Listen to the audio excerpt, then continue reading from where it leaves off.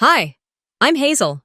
They say you should forgive your family, but how do you forgive the people who looked you in the eye and chose front row concert tickets over your seizure medication?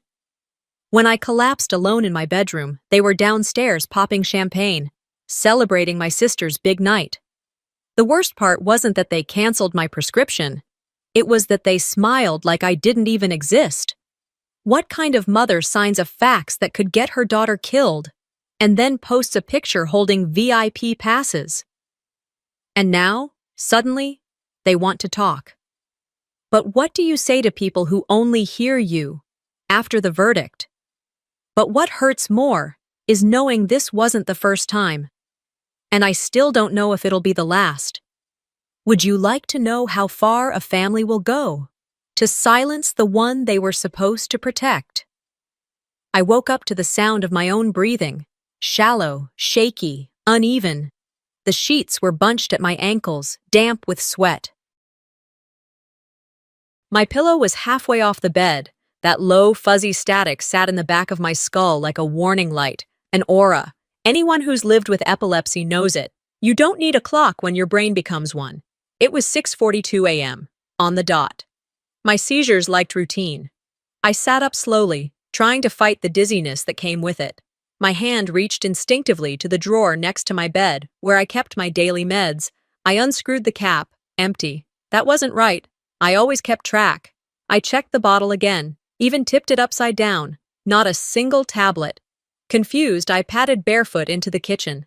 My mom was already there, sipping coffee, scrolling on her iPad like any normal Tuesday. I didn't say anything right away, just opened the cabinet where we usually kept my refill bag. Gone. "Mom," I said, voice dry. "Did my seizure refill come yet?" She didn't look up from the screen. "About that." I waited. "We had to cancel it. Insurance stuff." "You know how it is." She waved a hand like I was asking about switching laundry detergent brands. My stomach dropped. "You what?" My voice cracked. Not from emotion, pure confusion. "Why didn't you tell me?" She finally looked at me, only briefly. "Well, Callista's concert is this weekend, and the VIP tickets were more than we expected. We had to move things around. It's not like you have a seizure every day, Hazel." It was too surreal to be offensive. For a second, I thought maybe I'd misunderstood, that maybe this was some weird early morning dream. But then my dad walked in, coffee in hand, and added, "Just take half doses. It's not like you're running a marathon." I stood there in my own kitchen, next to a granite countertop we couldn't afford without insurance discounts, and realized they did this on purpose. They made a choice. Callista walked by right then, all eyeliner and curls, headphones in, and humming to herself. She didn't even look at me. Back in my room, I called the pharmacy. The woman on the other end was kind but firm. "Your refill was canceled by the primary account holder," she said. "I can't override it without their permission." My jaw locked. "I'm 20. I'm legally an adult." "I understand, miss, but the plan's still under your mother's name." I thanked her and hung up before she could apologize again. My phone buzzed with a new notification. I opened Instagram. "Dreams do come true. So excited for the At That Neon Soul tour. Thank you, Mom, Dad. #VIP access. Best parents. #blessed. Callista, of course. 2 tickets, front row." The post was time-stamped exactly 5 minutes after the refill was canceled. I stared at the screen for a long time, then turned it over. Face down. The rest of the day passed in blurs. I skipped class. Couldn't focus anyway. Tried to talk to my dad again, just once. He told me, "Stress makes your condition worse. You should calm down." At dinner, no one said a word about it. Callista talked about what she'd wear to the show. Mom asked her if she needed her hair done professionally. Dad chimed in about parking near the arena. I didn't speak. I couldn't have if I tried. My hands were shaking under the table. I held them together in my lap, trying to keep them still. By 9 p.m., I was in bed, curled sideways, blanket over my head like it could block out the world. My heart thudded out of rhythm. Not from seizure activity, just panic, just betrayal. There's no medication for that. I tried to write. I journal when I can't process things aloud. But the words wouldn't come tonight.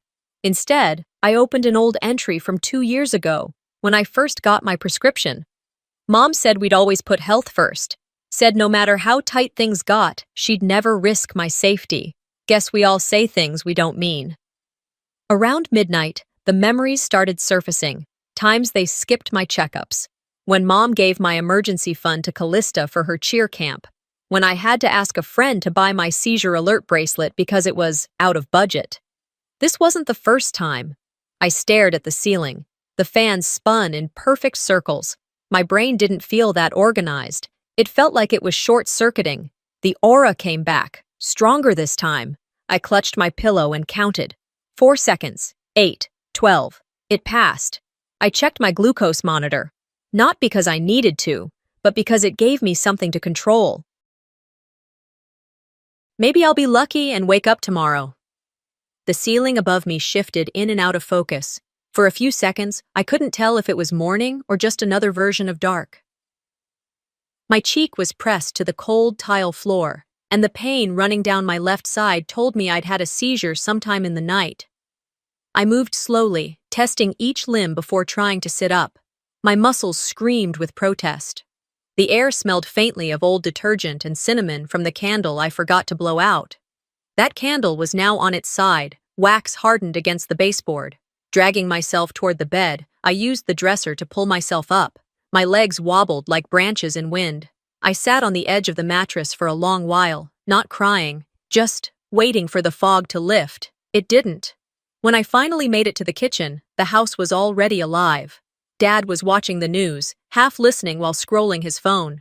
Mom had her hair wrapped in a towel and was blending a smoothie. I said nothing at first, just stood there, leaning against the counter, arms crossed. Then I spoke. I had a seizure last night. Mom didn't even turn around. Did you eat enough yesterday? Dad glanced at me but said nothing. His eyes dropped back to the phone. I'm serious, I continued, voice firmer. I woke up on the floor. Mom poured the smoothie into her pink Yeti cup.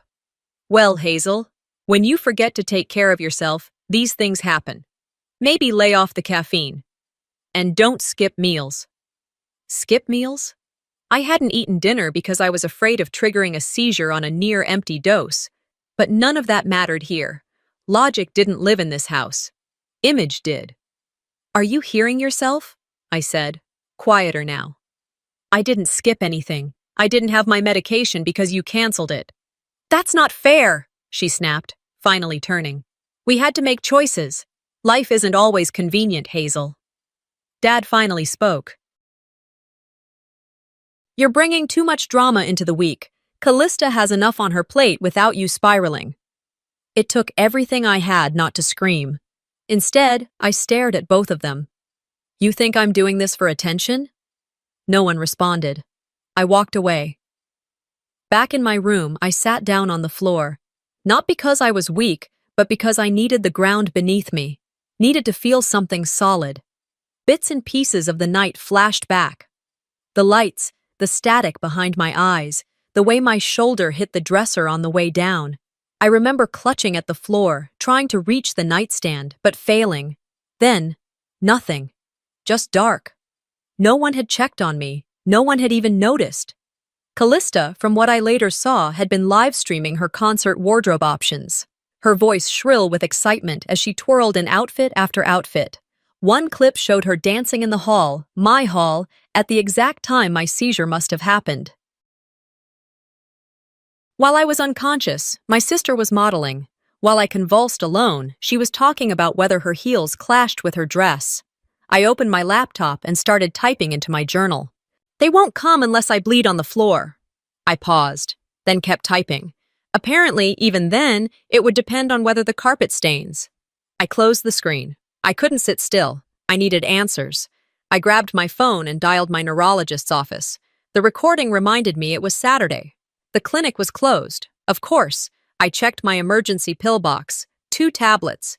Just 2. And even those were nearing expiration. They should have been refilled over a week ago. That meant the cancellation wasn't impulsive. It was planned. It wasn't some last-minute shift. They had discussed it, made that call, and moved on like I was a bill they could skip. The hallway smelled like Callista's hairspray. I knew she'd just finished curling her hair, probably getting ready for another rehearsal or content shoot. I listened. She laughed. That same high-pitched, breathy laugh she always used when she was being recorded. It didn't sound real anymore. I sat back down by the window. The sun was sliding into late afternoon, casting orange strips across my desk. I stared out, watching two kids ride their bikes down the sidewalk. Their mom stood at the edge of their driveway, arms folded, watching them closely. My chest tightened, not from anger this time, but envy. "You think I'm quiet because I'm weak," I whispered, almost surprised at how steady my voice was. But I wasn't quiet. I was just calculating. The air in my room felt heavier that morning, like the walls had leaned in overnight. I sat there for a long time in silence, watching light stretch across the carpet through the blinds. Something had shifted in me the night before, not dramatically, not with fanfare, but like a door that quietly clicks shut behind you. I knew, in a way I hadn't allowed myself to admit before, that I was done begging to be seen. I pulled my laptop into my lap. There was a sociology paper due Tuesday, but the cursor blinked on a blank document for 15 minutes straight before I typed anything. I tried to focus on the assignment prompt, but my mind wandered, not to the usual distractions like Instagram or music, but backward. It started with a smell, sun-baked leather. I blinked, and suddenly I was 11 again. We were at a strip mall in Van Nuys. It was late June, easily over 100 degrees. Mom and Dad had taken Callista into some boutique for school clothes. I'd asked if I could go too, but they said I'd just get bored and left me in the car with the windows cracked. I remembered watching people pass by outside, some looking at me and continuing on, others not noticing at all. I had a book in my lap, but I wasn't reading it. My arms felt too heavy. I kept thinking I just needed to lie down. Then the black spots started, floating like gnats in my vision, and my hands began to twitch. I must have blacked out, because the next thing I remember is waking up on the sidewalk with a stranger kneeling over me, pouring water from a Dasani bottle onto my forehead. My parents came running a minute later, wide-eyed and breathless. Mom kept saying, "We were only gone 10 minutes, like that made it less awful." At the hospital, they called it probable heat stroke and sent us home with Gatorade and a shrug. I knew then I'd had some kind of episode, but no one followed up. There were no neurologist appointments, no tests, no mention of it again. When I'd brought it up years later, after my diagnosis, Mom had laughed softly and said, "You were always a dramatic little thing." I hadn't thought about that day in years, but now I couldn't stop, because it matched. All of it. Then and now, I wasn't someone they took seriously. I was a sideline, a problem to contain, not solve. I closed the laptop and leaned forward, elbows on my knees. I could still feel that little girl version of me, clutching a copy of The Secret Garden in a baking hot car, trying to be good so she wouldn't be left behind again. And she had been. Over and over. I stood up and grabbed an old shoebox from the back of my closet. Inside were journals, doctor's notes, 2 unused prescription pads, a collection of letters I never mailed. Proof. Of what? I didn't know. Maybe that I existed. Maybe that I mattered once. I flipped through one journal entry dated just last year. Missed dose again. Mom said we'd catch up next month. Don't feel right. Headache hasn't gone away in 2 days. Another one from when I was 16. Told Dad about the twitching in my fingers. He said I should use less screen time. I closed the book. My chest felt tight, not like a seizure, but like a realization pressing down. I wasn't imagining this. I never had been. I opened my phone and drafted a message to Mom. "Why didn't you believe me back then?" I stared at the screen for a while, my finger hovering over send. But I never hit it. Not because I was afraid, because I finally understood she didn't have an answer, and I didn't need to give her another chance to fail me. I deleted the draft and set the phone aside. Instead, I opened a new folder on my desktop and named it Record. Inside, I saved PDFs of every prescription I'd ever been denied, screenshots of every insurance denial, every voicemail saying, "We can't refill without your guardian's consent," even though I was over 18. I added images of my pill organizer, marked empty, next to calendar dates that aligned with Callista's trips, photo shoots, and brand deals. It was no longer about convincing them. It was about not letting myself forget. By evening, I'd gathered most of what I needed. I slid a small pouch into my tote. ID, insurance card, medical summary, flash drive with the folder. My hands were steadier than they had been in days. That night, I didn't eat dinner with them. Mom yelled upstairs, "Hazel, we're ordering in! Ty, okay?" I didn't answer. Callista's voice filtered up behind hers. "Tell her not to be so moody. Everyone's tired." I sat by the window instead, sipping water slowly. Outside, porch lights came on one by one like fireflies in rows. Inside, my world got quieter. I said it aloud, not to anyone, just to the air around me, the same way you might talk to a ghost. "That was the last time I nearly died for your comfort." And I meant it. The reflection in my mirror didn't blink for a while. I just stood there, toothbrush idle in one hand, the other gripping the edge of the sink like it might fall away from the wall. There wasn't anything extraordinary about that Monday morning. The sky outside my window was clean and blue, like California in early May often is. Birds chirped in the oak tree outside our kitchen. I could hear Callista's voice from down the hall, laughing at something on speakerphone, probably her manager, but inside me, things had rearranged. After getting dressed, I packed my bag with just the essentials: my laptop, charger, 2 old notebooks, and a granola bar I didn't have the appetite for but brought anyway. My body still ached in spots from the seizure, and I moved slower than usual, but my thoughts were crisp, focused. I took the bus to campus instead of driving. It gave me time to think, to plan. No music, no distractions, just me and the low hum of tires on pavement. At the library, I found an open desk near the back window and plugged in my laptop. The sun glinted off the monitor as I typed in the URL for my health insurance portal. I logged in using the credentials I'd had memorized for over a year. Access denied. I tried again, slower. Same result. I clicked the Forgot Password link. A message popped up. A reset link has been sent to the primary email on file. My stomach twisted. I already knew. But I clicked open my inbox anyway. Nothing. I waited 2 minutes, then 5. Still nothing. I opened my phone and dialed the customer service line. A young-sounding woman answered, chipper and polite. "Hi, I'm trying to access my insurance account and... Can I get your name and date of birth, please?" I gave it to her. Waited. A pause. "Okay, I'm seeing your profile, Hazel, but it looks like the primary account holder has changed the email and phone contact associated with this plan. Do you have permission to access this account?" I stared at the wall behind the desk. A faded bulletin board. Some note about Mental Health Awareness Week. "I'm 20, I said flatly. "It's my body. I'm the patient."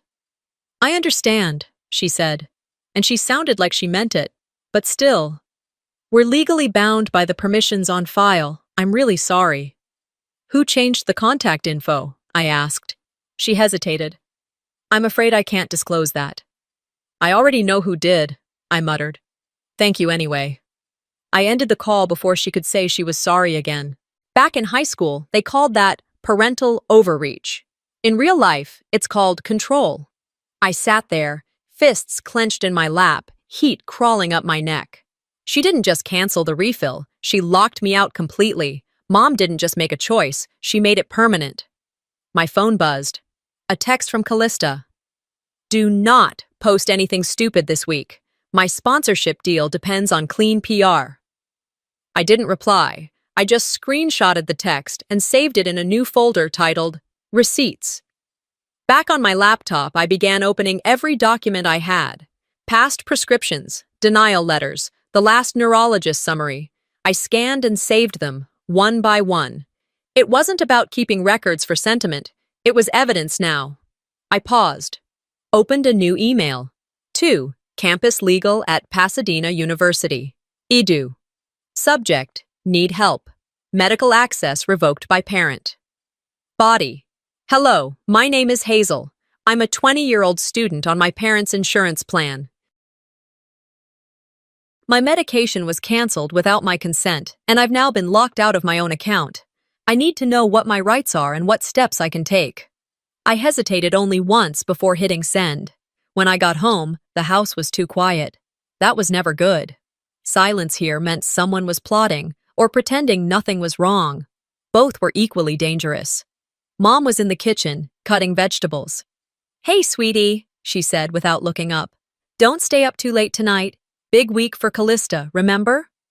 I walked past her, said nothing. Upstairs, I printed the denial notice from the insurance site and folded it neatly in thirds. I walked back down, placed it gently on the kitchen table, and slid it to the center. Mom looked at it, didn't say a word, just went back to slicing cucumbers like she was prepping for a picnic and not participating in medical negligence. Later that evening, I sat alone in my room with my laptop open. I didn't need music or background noise. I just stared at my own reflection in the black screen. This was the line, not loud, not flashy, but final. I stood up and faced the mirror, eyes locking with the girl I used to be, the one who kept hoping for change. "You took away my access," I said, barely louder than a breath, but not my voice. And for the first time in years, I believed myself. By the time I came down for breakfast, the house was already buzzing with the kind of energy I recognized all too well. Callista energy. Mom was in the kitchen, chopping strawberries like she was auditioning for a cooking segment. Dad was at the dining table, reviewing what looked like a social media engagement report, because that's what parents apparently do now when your sister is a local influencer. I didn't even sit down. I wasn't hungry, not for food, and certainly not for another performance of perfect family theater. That's when my phone lit up with a message from Marin. "Turn on Channel 7, now." I stepped into the living room and picked up the remote. As soon as the screen came on, I saw her, Callista, flawless as ever, seated in a velvet chair, sunlight catching the glint of her styled curls. The headline at the bottom read, "Rising star Callista Monroe talks family, fame, and facing adversity." The segment was already in full swing. Callista was smiling sweetly. The reporter leaned in, asked something about what grounds her. "My family," Callista said with a soft sigh. "We've been through a lot lately. My younger sister's had some challenges, but we're doing everything we can to support her." I froze. Then came the voice I recognized even more than my own. Mom's. The show cut to a pre-recorded clip. "She's always had trouble handling pressure," Mom said gently. "We're just trying to help her the best we can. We love her. But sometimes love means hard choices." Hard choices? I sank onto the edge of the couch, heart pounding. They were rewriting history on live TV, framing me as the unstable one, the liability, the burden they had lovingly endured. "Hazel?" Mom called from the kitchen like nothing had happened. "Do you want some fruit?" I didn't answer. I couldn't. Instead, I got up, went straight to my room, and pulled my laptop into my lap. I opened a blank folder and titled it, Truth Archive. First, I downloaded the video of the interview and clipped the part where they talked about me. Then I started collecting everything else. Emails from doctors, appointment cancellations, the insurance login denial, even the screenshot of the refill rejection from the pharmacy.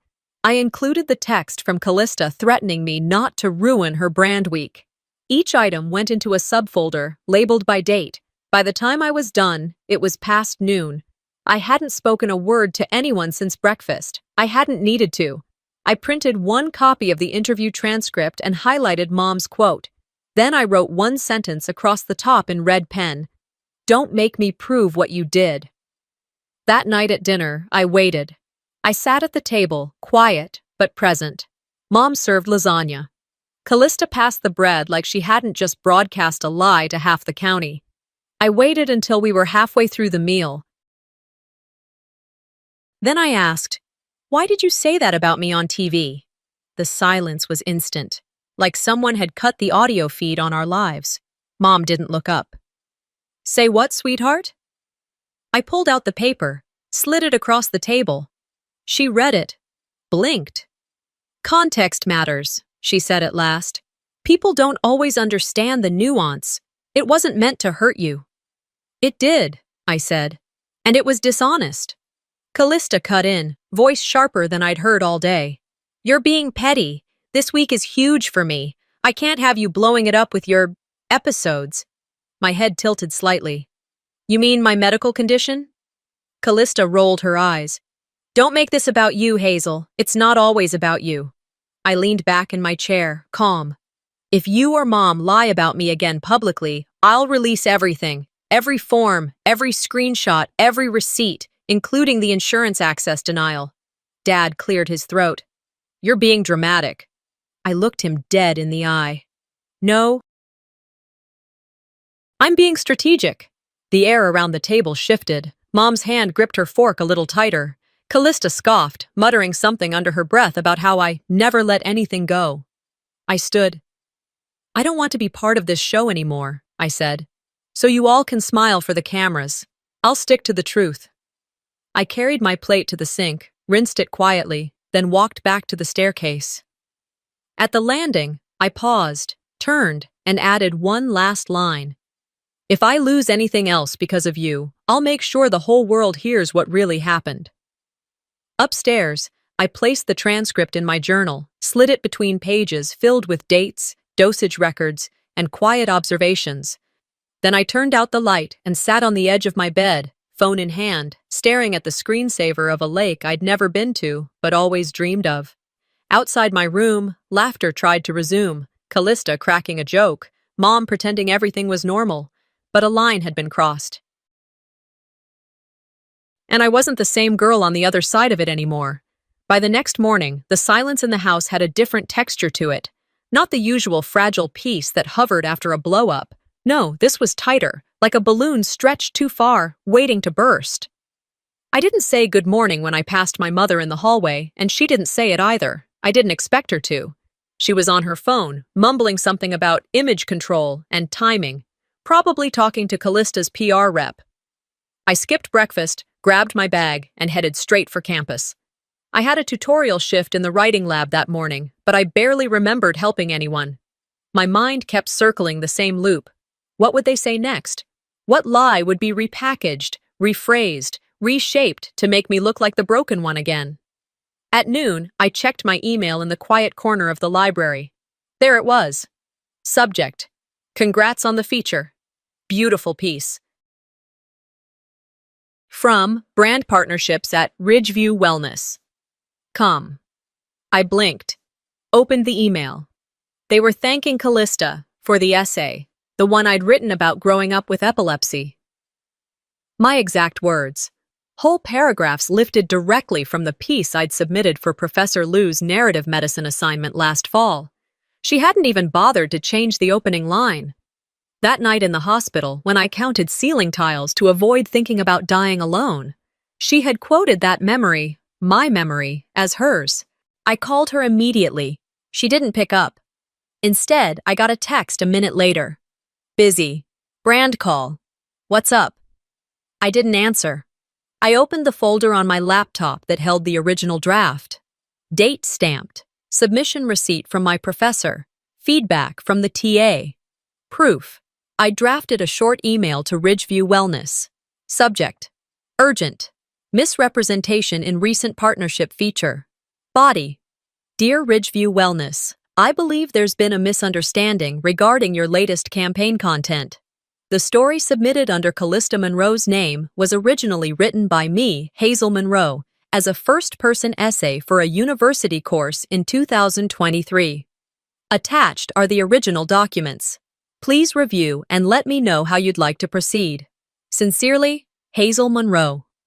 No threats, no drama, just the facts. I attached the files and hit send. Then, I did one more thing.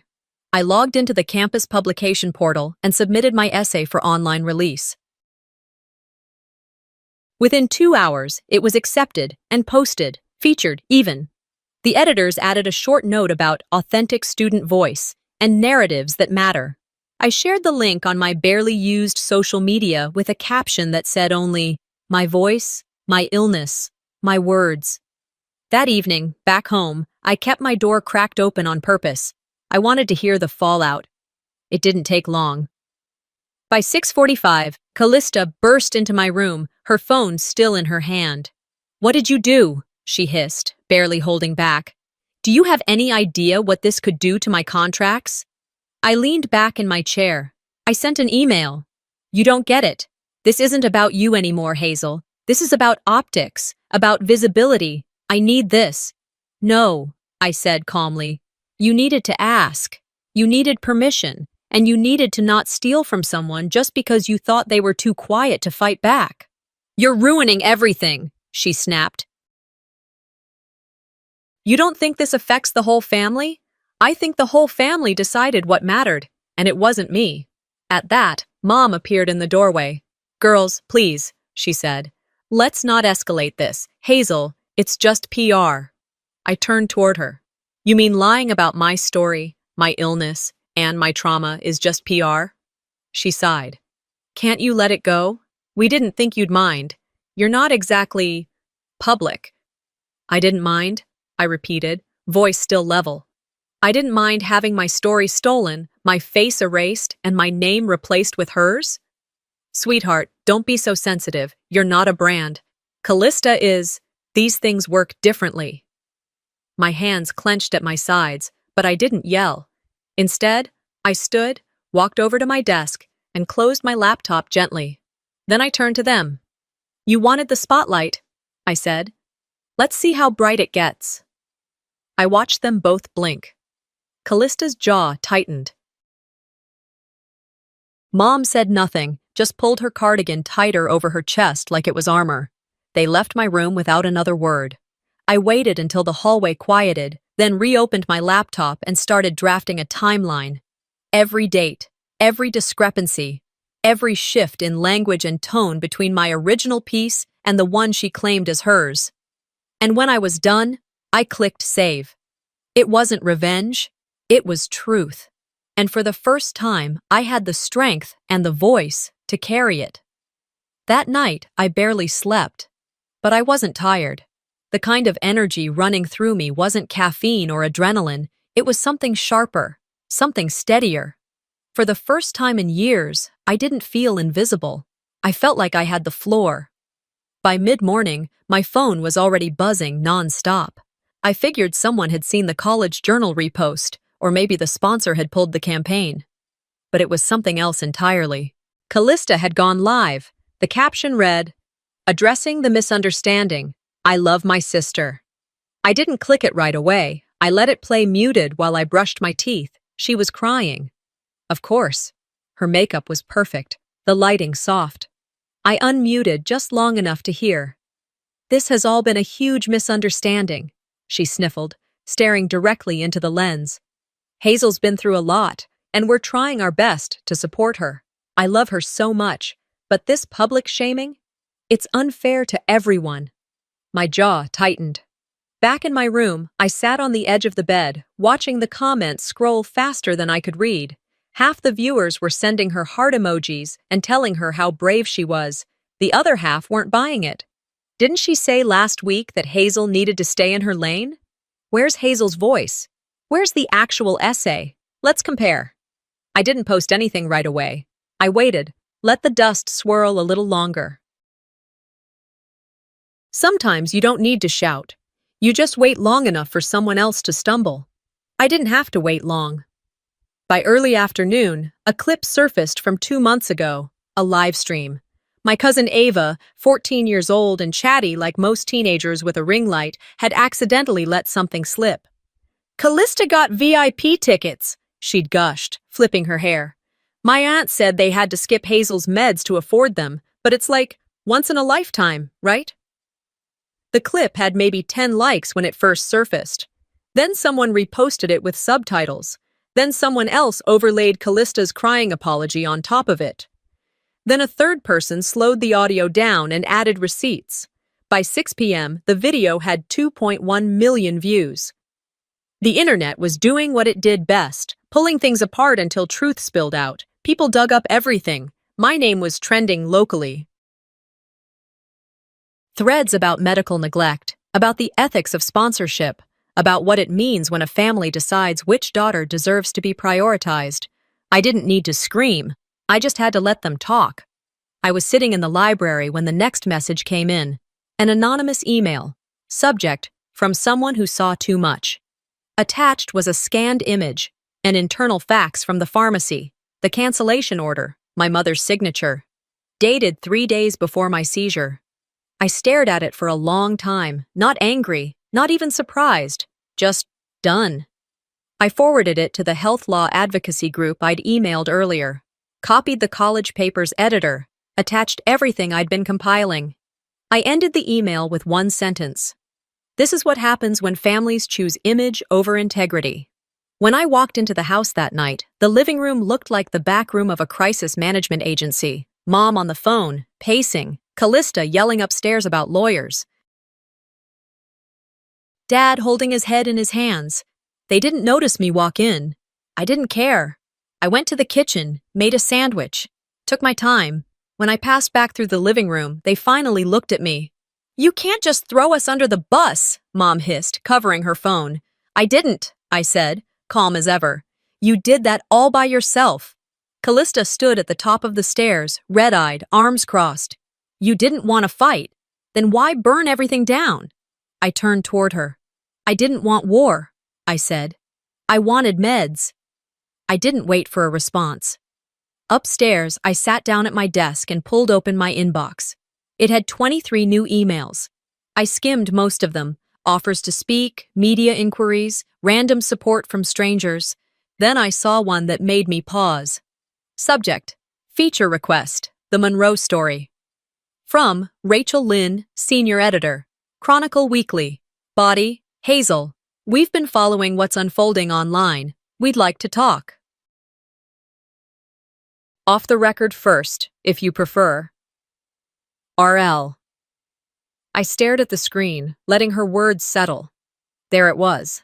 The line they had spent years trying to keep me behind. I'd crossed it. And now, let the world watch. Marin met me outside the courthouse just after sunrise.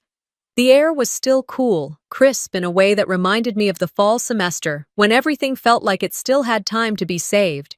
She handed me a coffee and didn't ask how I was. She didn't have to. We walked in together, no entourage, no camera crew, just two women carrying truth like armor. The courthouse was smaller than I remembered from jury duty last summer. Same beige walls, same plastic benches, same worn carpet, but this time, it felt like everything meant something. We passed a group of people gathered near the entrance, murmuring softly. I caught snippets. That's her. That's the sister. She's the one from the clip. I didn't look at them. I kept my eyes forward. Inside the hearing room, my parents were already seated. Mom wore her pearls. Callista looked like she'd cried in the car. Dad didn't make eye contact. There were no lawyers, just a judge, a clerk, and a few observers. Community members, maybe reporters. This wasn't a criminal trial, not yet. It was a civil hearing to determine whether the family that had revoked my medical access and publicly distorted my life should still hold any power over it. The judge called the session to order. I stood when prompted. He asked if I had any materials to submit. I nodded once, pulled the folder from my bag, and handed it to the clerk. Inside, the pharmacy fax with my mother's signature canceling the refill.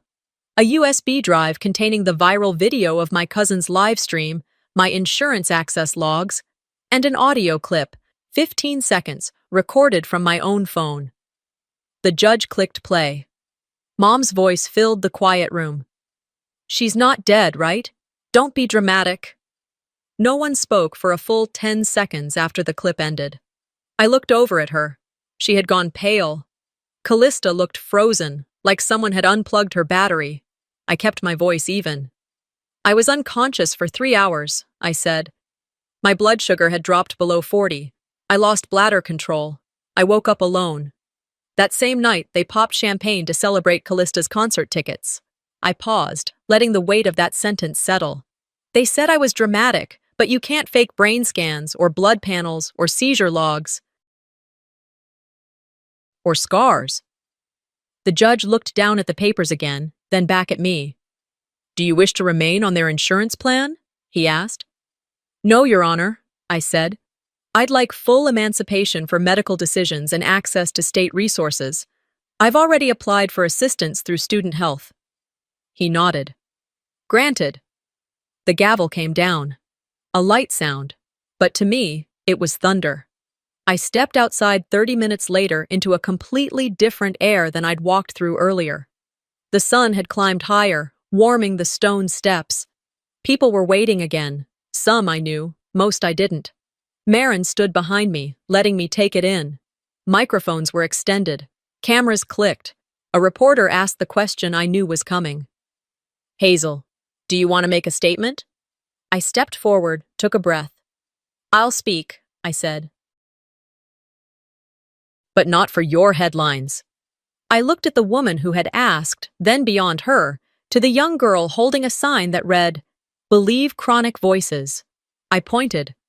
"I'll speak for her, and the others like her, the ones still unheard." And I turned, walking down the stairs not with anger, but with clarity. The rest of the day moved like a flood. My phone didn't stop buzzing. The Chronicle Weekly article was already live. Health advocacy groups reposted it. A state senator shared it with a quote about the need for reform in parental insurance control for adult dependents. Emails poured in, messages, invitations. But around 4 p.m., I shut it all off. I logged out, put the phone face down. Marin came by with sandwiches and silence. We ate on the patio behind my apartment. The light hit the fence just right. "You okay?" she asked eventually. "Not yet," I said honestly. "But closer." She nodded. I checked the mail before she left. Inside was a plain envelope. No return address, but I knew the handwriting. I opened it slowly. A note. From my father. We didn't know how far it had gone. We were trying to manage things the best we could. "Your mother, she thought you'd understand. We hope you can forgive us." No apology, no ownership, just a hope for convenience. I folded it once and set it inside the drawer with my old Seizure logbooks. The paper might yellow, the ink might fade, but I wouldn't forget. 2 months had passed since the courthouse. The headlines had cooled. The interview requests slowed. The angry texts from my mother had stopped entirely, replaced with silence thick enough to mistake for peace. And in that space, wide, quiet, almost holy, I started something that resembled a life. I moved into a small studio apartment on the edge of campus. The ceilings were low and the paint chipped in places, but it was mine. The first night I slept there, I didn't dream of hospital ceilings or blinking monitors, just quiet. That was enough. Most mornings now began the same way.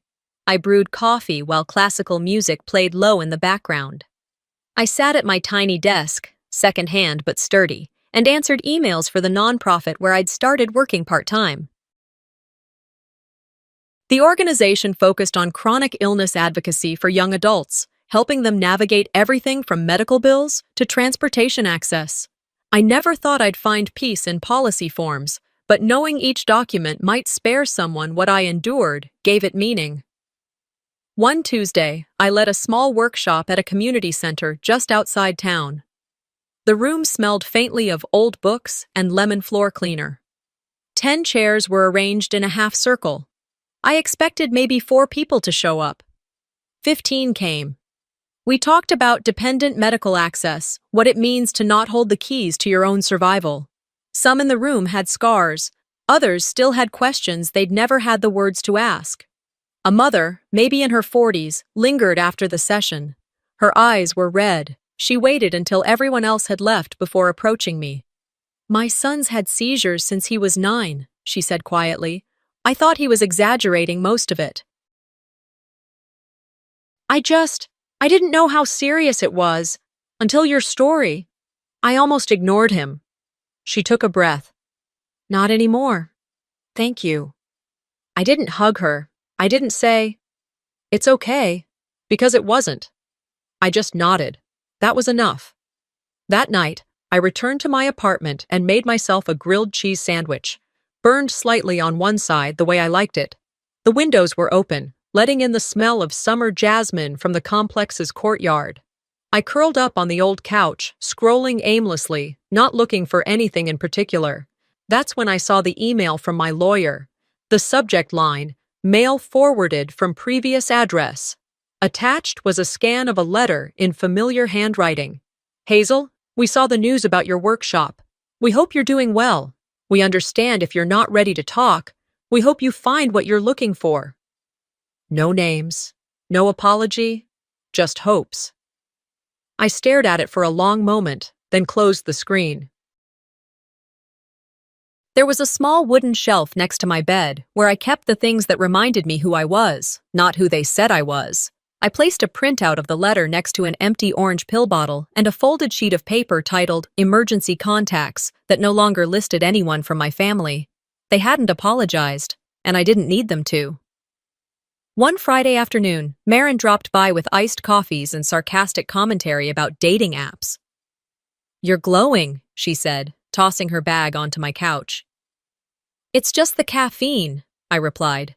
She laughed, took a sip, and said, "No, you're doing it. You really are." I looked out the window for a moment. "I still hear the echoes sometimes," I said softly. "The things they said, the way it felt to be optional." "Yeah," she said, "but now you know those echoes aren't yours." I nodded. "Exactly." Later that night, I opened my laptop and drafted a post, not for press, not for applause, just for the people still living in the fog. They called me dramatic. They said I was too sensitive. They told others I was unstable.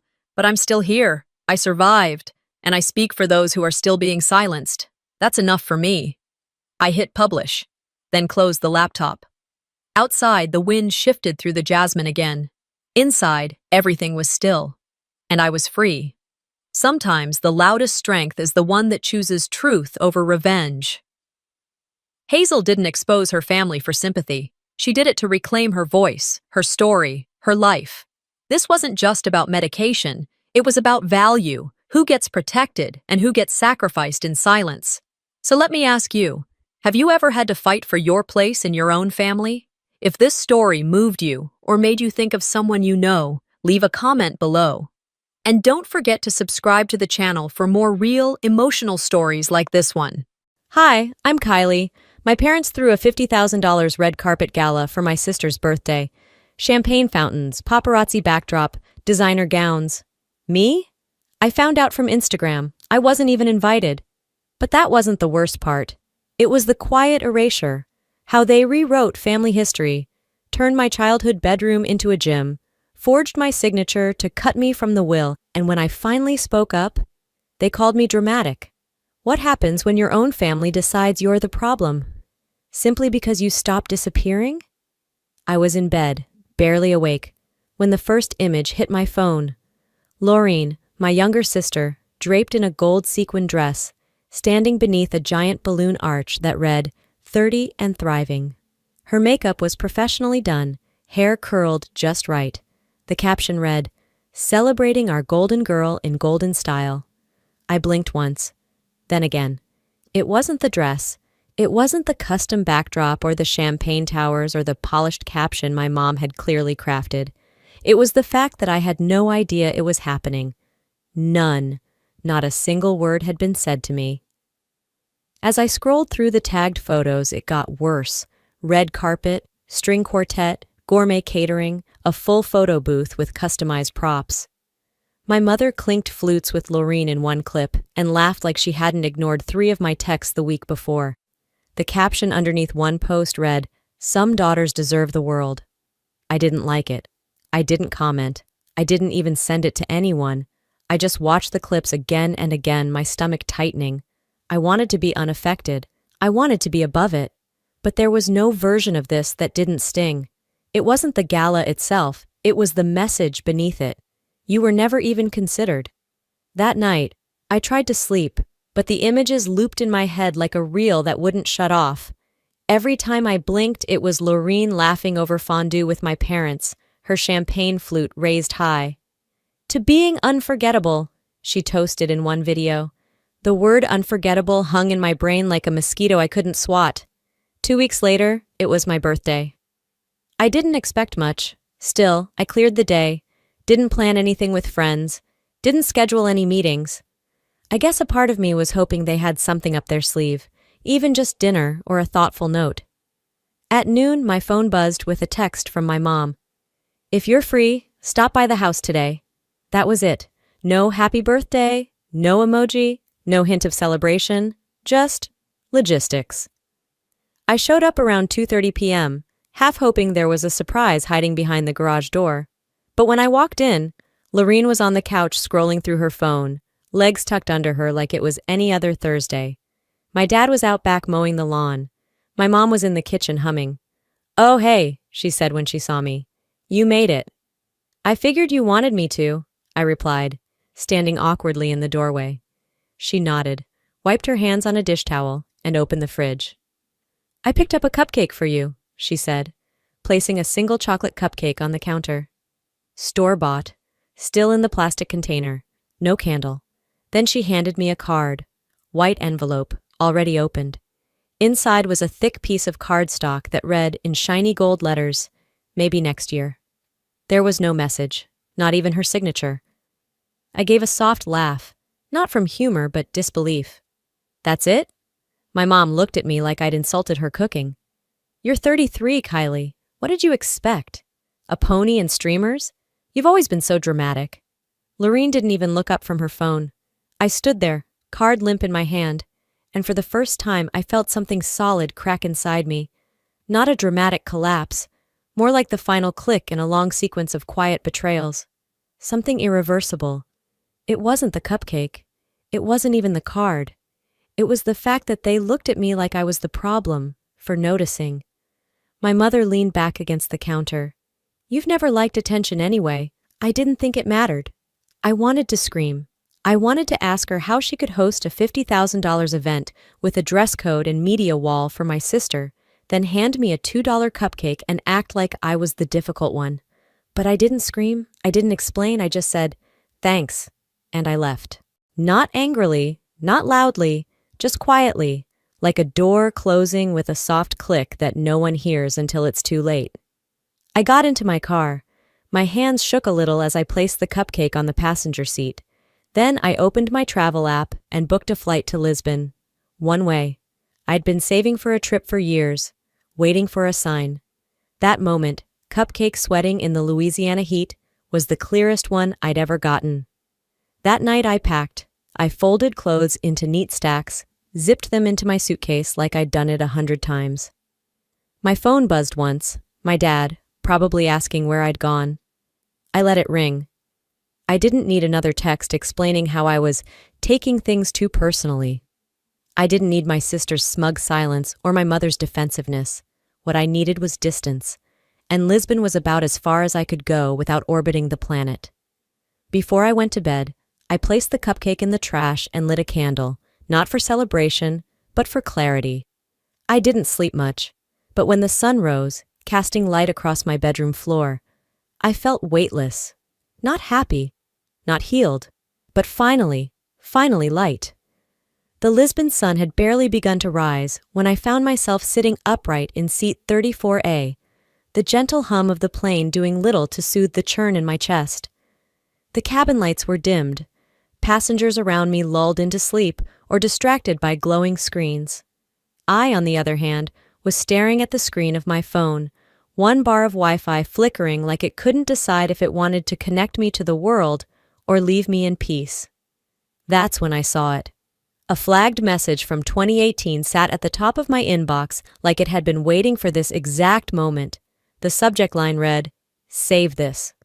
I vaguely remembered sending it to myself but couldn't recall what it was. I tapped. One line appeared above a small attachment. "Never forget this recording. One day it'll explain everything." I hesitated, then slid my headphones on and hit play. The voice was unmistakable, my mother's. Casual, confident, unaware she was being recorded. "She'll never be like Lorene," she said, her tone light, as if discussing the weather. "Kylie's always been forgettable, sensitive. She takes things so personally." There was a pause, then laughter, not just hers, but a second voice, a family friend. Well, you need one stable daughter and one star, right? He joked. My mother responded without skipping a beat.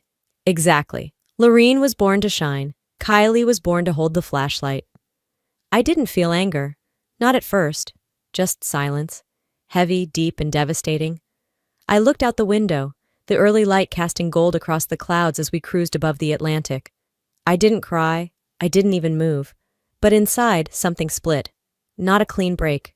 More like the slow, quiet peel of wallpaper left too long under damp air. That recording wasn't a surprise. Not really. It was confirmation. A voice memo for the parts of me that still questioned my own pain. When the plane landed, I barely noticed the bump of wheels against tarmac. The air in Lisbon was cool and smelled faintly of sea and pastry. The taxi driver smiled and asked where I was from. I said, Louisiana. But it felt like I was talking about another life. The hotel was tucked between two pink buildings, paint peeling just enough to give it charm. My room had a tiny balcony and creaky floors. I set my suitcase down, exhaled, and for a second almost believed I was starting fresh. But then I opened the folder of mail my neighbor had forwarded, the stack I almost left behind. Most were boring, catalogs, utility letters, junk. But one thick envelope stood out, cream cardstock, embossed, a return address I knew too well. I opened it slowly. My hands weren't shaking, they were just tired. It was an invitation, a formal one. You are cordially invited to celebrate Lorene's 30th birthday gala, dated 5 weeks ago, sent to my old apartment. I hadn't lived there in over a year. I checked the postmark, sent 10 days after I'd texted my mother my updated address, sent 10 days after I watched her read it, blue check and all. I stared at the envelope for a long time, then finally typed a message to her. Did you send this to my old place on purpose? No reply. A few minutes later, I remembered something. Weeks ago, Lorene had come across my updated contact info while scrolling through the family spreadsheet on her laptop during a holiday planning call. I remembered the way she had paused and smirked. Oh, you moved? She'd said, not bothering to look up. Didn't seem important. It wasn't an oversight. It was a strategy. That night, I unpacked slowly. The soft rustle of clothing hitting drawers was the only sound in the room. Lisbon lit up outside my window, but I didn't step out. I sat at the desk and opened my journal, wrote 2 sentences. This was never about forgetting me. It was about erasing me, quietly, efficiently. Then I did something I hadn't done in months. I called my father. He picked up on the 3rd ring. Kylie, he said, sounding tired, like the call itself was a burden. You're in Portugal? Yes. There was silence on the line, then he added, Look, don't stir things up. What's done is done. Let it go.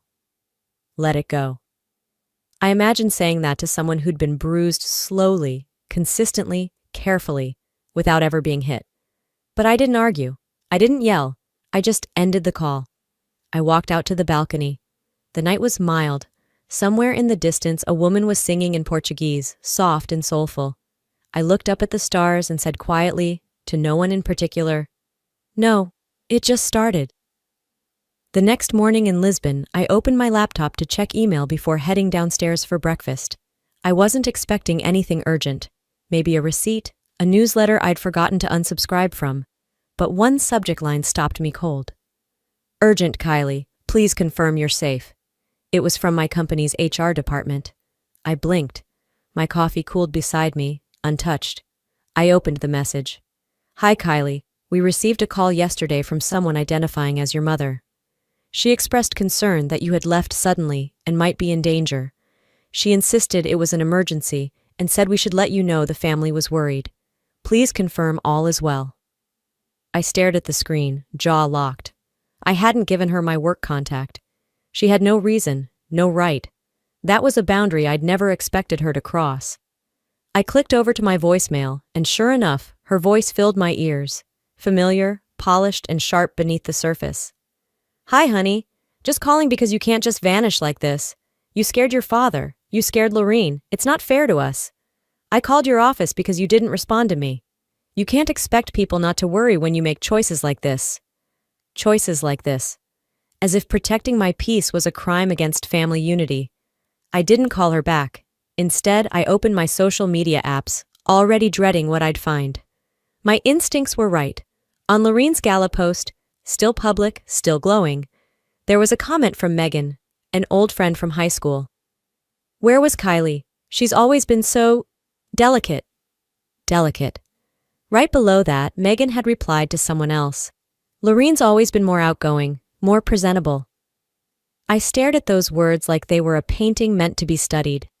Then I clicked the 3 dots, scrolled, and deactivated my Facebook. Later that afternoon, as the Lisbon streets pulsed with sun, I received a short email from Janelle, a journalist I used to intern with years ago. Hey, off the record, there's chatter. Your family's telling people you ghosted them. If you want to clarify anything publicly, I'll help you do it right. So the narrative had already begun, without me. The story wasn't just about what I did, it was about who got to say why I did it. That evening, I sat by the hotel window, trying to write. I couldn't. My thoughts kept circling back to home, or what used to be home. Then my phone buzzed, a message from Brenda, my cousin. Just a photo, no caption. I tapped to enlarge it. My old bedroom, except it wasn't mine anymore. The lavender walls were now gray. My bookshelf had been cleared, my desk gone. A treadmill stood in its place, flanked by 2 sets of dumbbells. On the wall, right where I once taped up quotes from Maya Angelou and post-it notes filled with college vocabulary, was a shiny new decal. Progress begins when we stop clinging to the past. I swallowed hard. That room had been more than walls and furniture. It was the space where I taught myself how to file taxes, where I stayed up through heartbreak, where I rewrote my resume after getting laid off. It was the only place in that house where I ever felt remotely mine. And now, just like that, it was wiped clean, not converted, not repurposed, erased. I typed out a message to my mother. I saw the room, message received, but I didn't send it. I deleted it. What would be the point? She wouldn't see what I needed her to see. Instead, I opened my journal. They don't want me to call, they want me to crawl. That line echoed in my mind longer than I expected. So I opened another file on my computer, one I'd created months ago and never touched. It was called Lisbon Notes. Inside was a blank document. No formatting, no title page. Just a single line of text I'd written long ago but never expanded. This isn't the story they told. It's the one they tried to bury. That night, I began outlining chapters. Not out of revenge, not to embarrass them, but because stories rot in silence, and mine had been sitting in the dark long enough. The next morning arrived quiet and pale, the Lisbon sky hanging low with a slow-moving fog. I had barely touched my coffee when an email slid into my inbox from Paula, an editor friend I'd worked with back in New York. Her subject line read, "Hey, are you okay?" Inside, just a few lines. "I don't want to step on anything private, but I've heard you're overseas dealing with some kind of breakdown. 2 emails came through quoting your sister. Very polished, very concerned. Something about you being unwell and acting impulsively. If this is sabotage, say the word." Sabotage. That word sat differently now. Heavier, sharper. I minimized the email and pulled up Instagram. Lorene's newest post had blown up overnight. Thousands of likes, hundreds of comments. The caption read, "Family isn't about who vanishes when things get hard. It's about who stays and helps rebuild." In the photo, she was hugging my mother, both wearing soft pastels, glowing under perfect lighting. Behind them, I noticed something subtle but searing. My diploma, which had once hung on the wall near the staircase, was gone. I didn't cry, but something inside me tightened, like laces pulling through too many eyelets. I felt cinched in my own body, like they were tightening the version of the story they wanted people to believe. I closed the app and tossed my phone onto the bed, trying to breathe. But minutes later, curiosity pulled me back. I opened TikTok and typed in her name. The first thing that came up was a video with over 60,000 views. Lorene sat at a white vanity, blending foundation, hair in rollers, smiling at her reflection as upbeat music played in the background. Then she spoke. "You know," she said, laughing softly, "when your sibling can't even handle a cupcake without spiraling, it might be time they ask if they're really grown." The comments scrolled faster than I could read. "Drag her, sis." "She's so dramatic, LOL." "Girl, you're better off without that energy." I watched it again. The clip was clearly trimmed, designed to provoke, to feed the algorithm, to hand the audience something digestible. Never mind that it rewrote everything I'd been through in one glib swipe. My story was now a meme. That afternoon, I tried to work. I returned emails. I edited a piece for a Lisbon food blog about the city's best hidden cafes. But the sentences ran together, the images blurred. Everything I typed felt dishonest, like pretending to be focused while your house is on fire. That evening, I checked the email thread with a Portuguese publisher I'd been corresponding with. They'd loved the idea of Lisbon notes, but something had shifted. Their latest reply was clipped. At this moment, we are unable to proceed due to concerns about potential defamation. We've received 2 messages from a Gmail account warning of legal consequences should we publish. I froze. I asked to see the warnings. They forwarded one. It was brief, anonymous, but familiar. This story is a violation of privacy. The family does not consent. Proceeding could result in legal action. The recovery phone number on the Gmail account ended in 216. That was a Louisiana area code. I knew exactly who it belonged to. I didn't cry. I didn't scream. I didn't call anyone. Instead, I opened a blank Word document and titled it, A Family's Favorite Lie. Then I wrote, when you stay silent too long, someone else starts telling your story for you. I didn't rage post. I didn't drag anyone. I didn't at my sister. Instead, I opened Instagram, uploaded a photo of my Lisbon apartment bathed in morning light, and added a caption. No tags, no hashtags, just words. I didn't run. I chose peace. And peace sometimes means walking away from noise disguised as love. It wasn't emotional. It was measured, surgical, like someone setting a bone after too many years of it healing wrong. Within an hour, the likes rolled in. Comments followed, some from old friends, some from strangers, some from people I hadn't heard from in years. Finally, someone said it. I feel this in my bones. Thank you for this. I didn't respond. I just read, and let the truth sit there.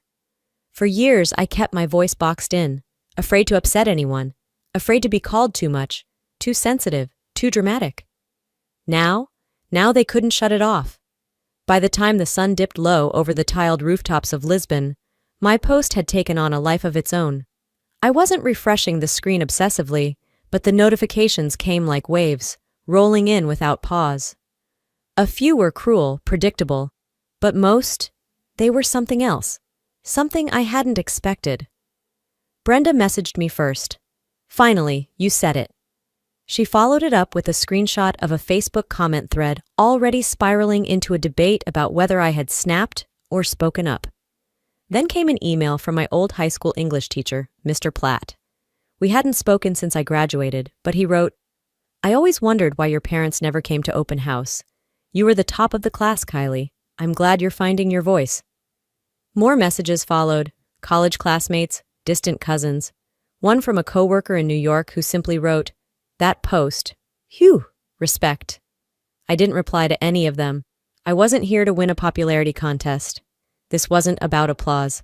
I had nothing to prove anymore, not to anyone. The version of me that needed validation had been boxed up with the cupcake I left behind. Later that evening, Brenda messaged again.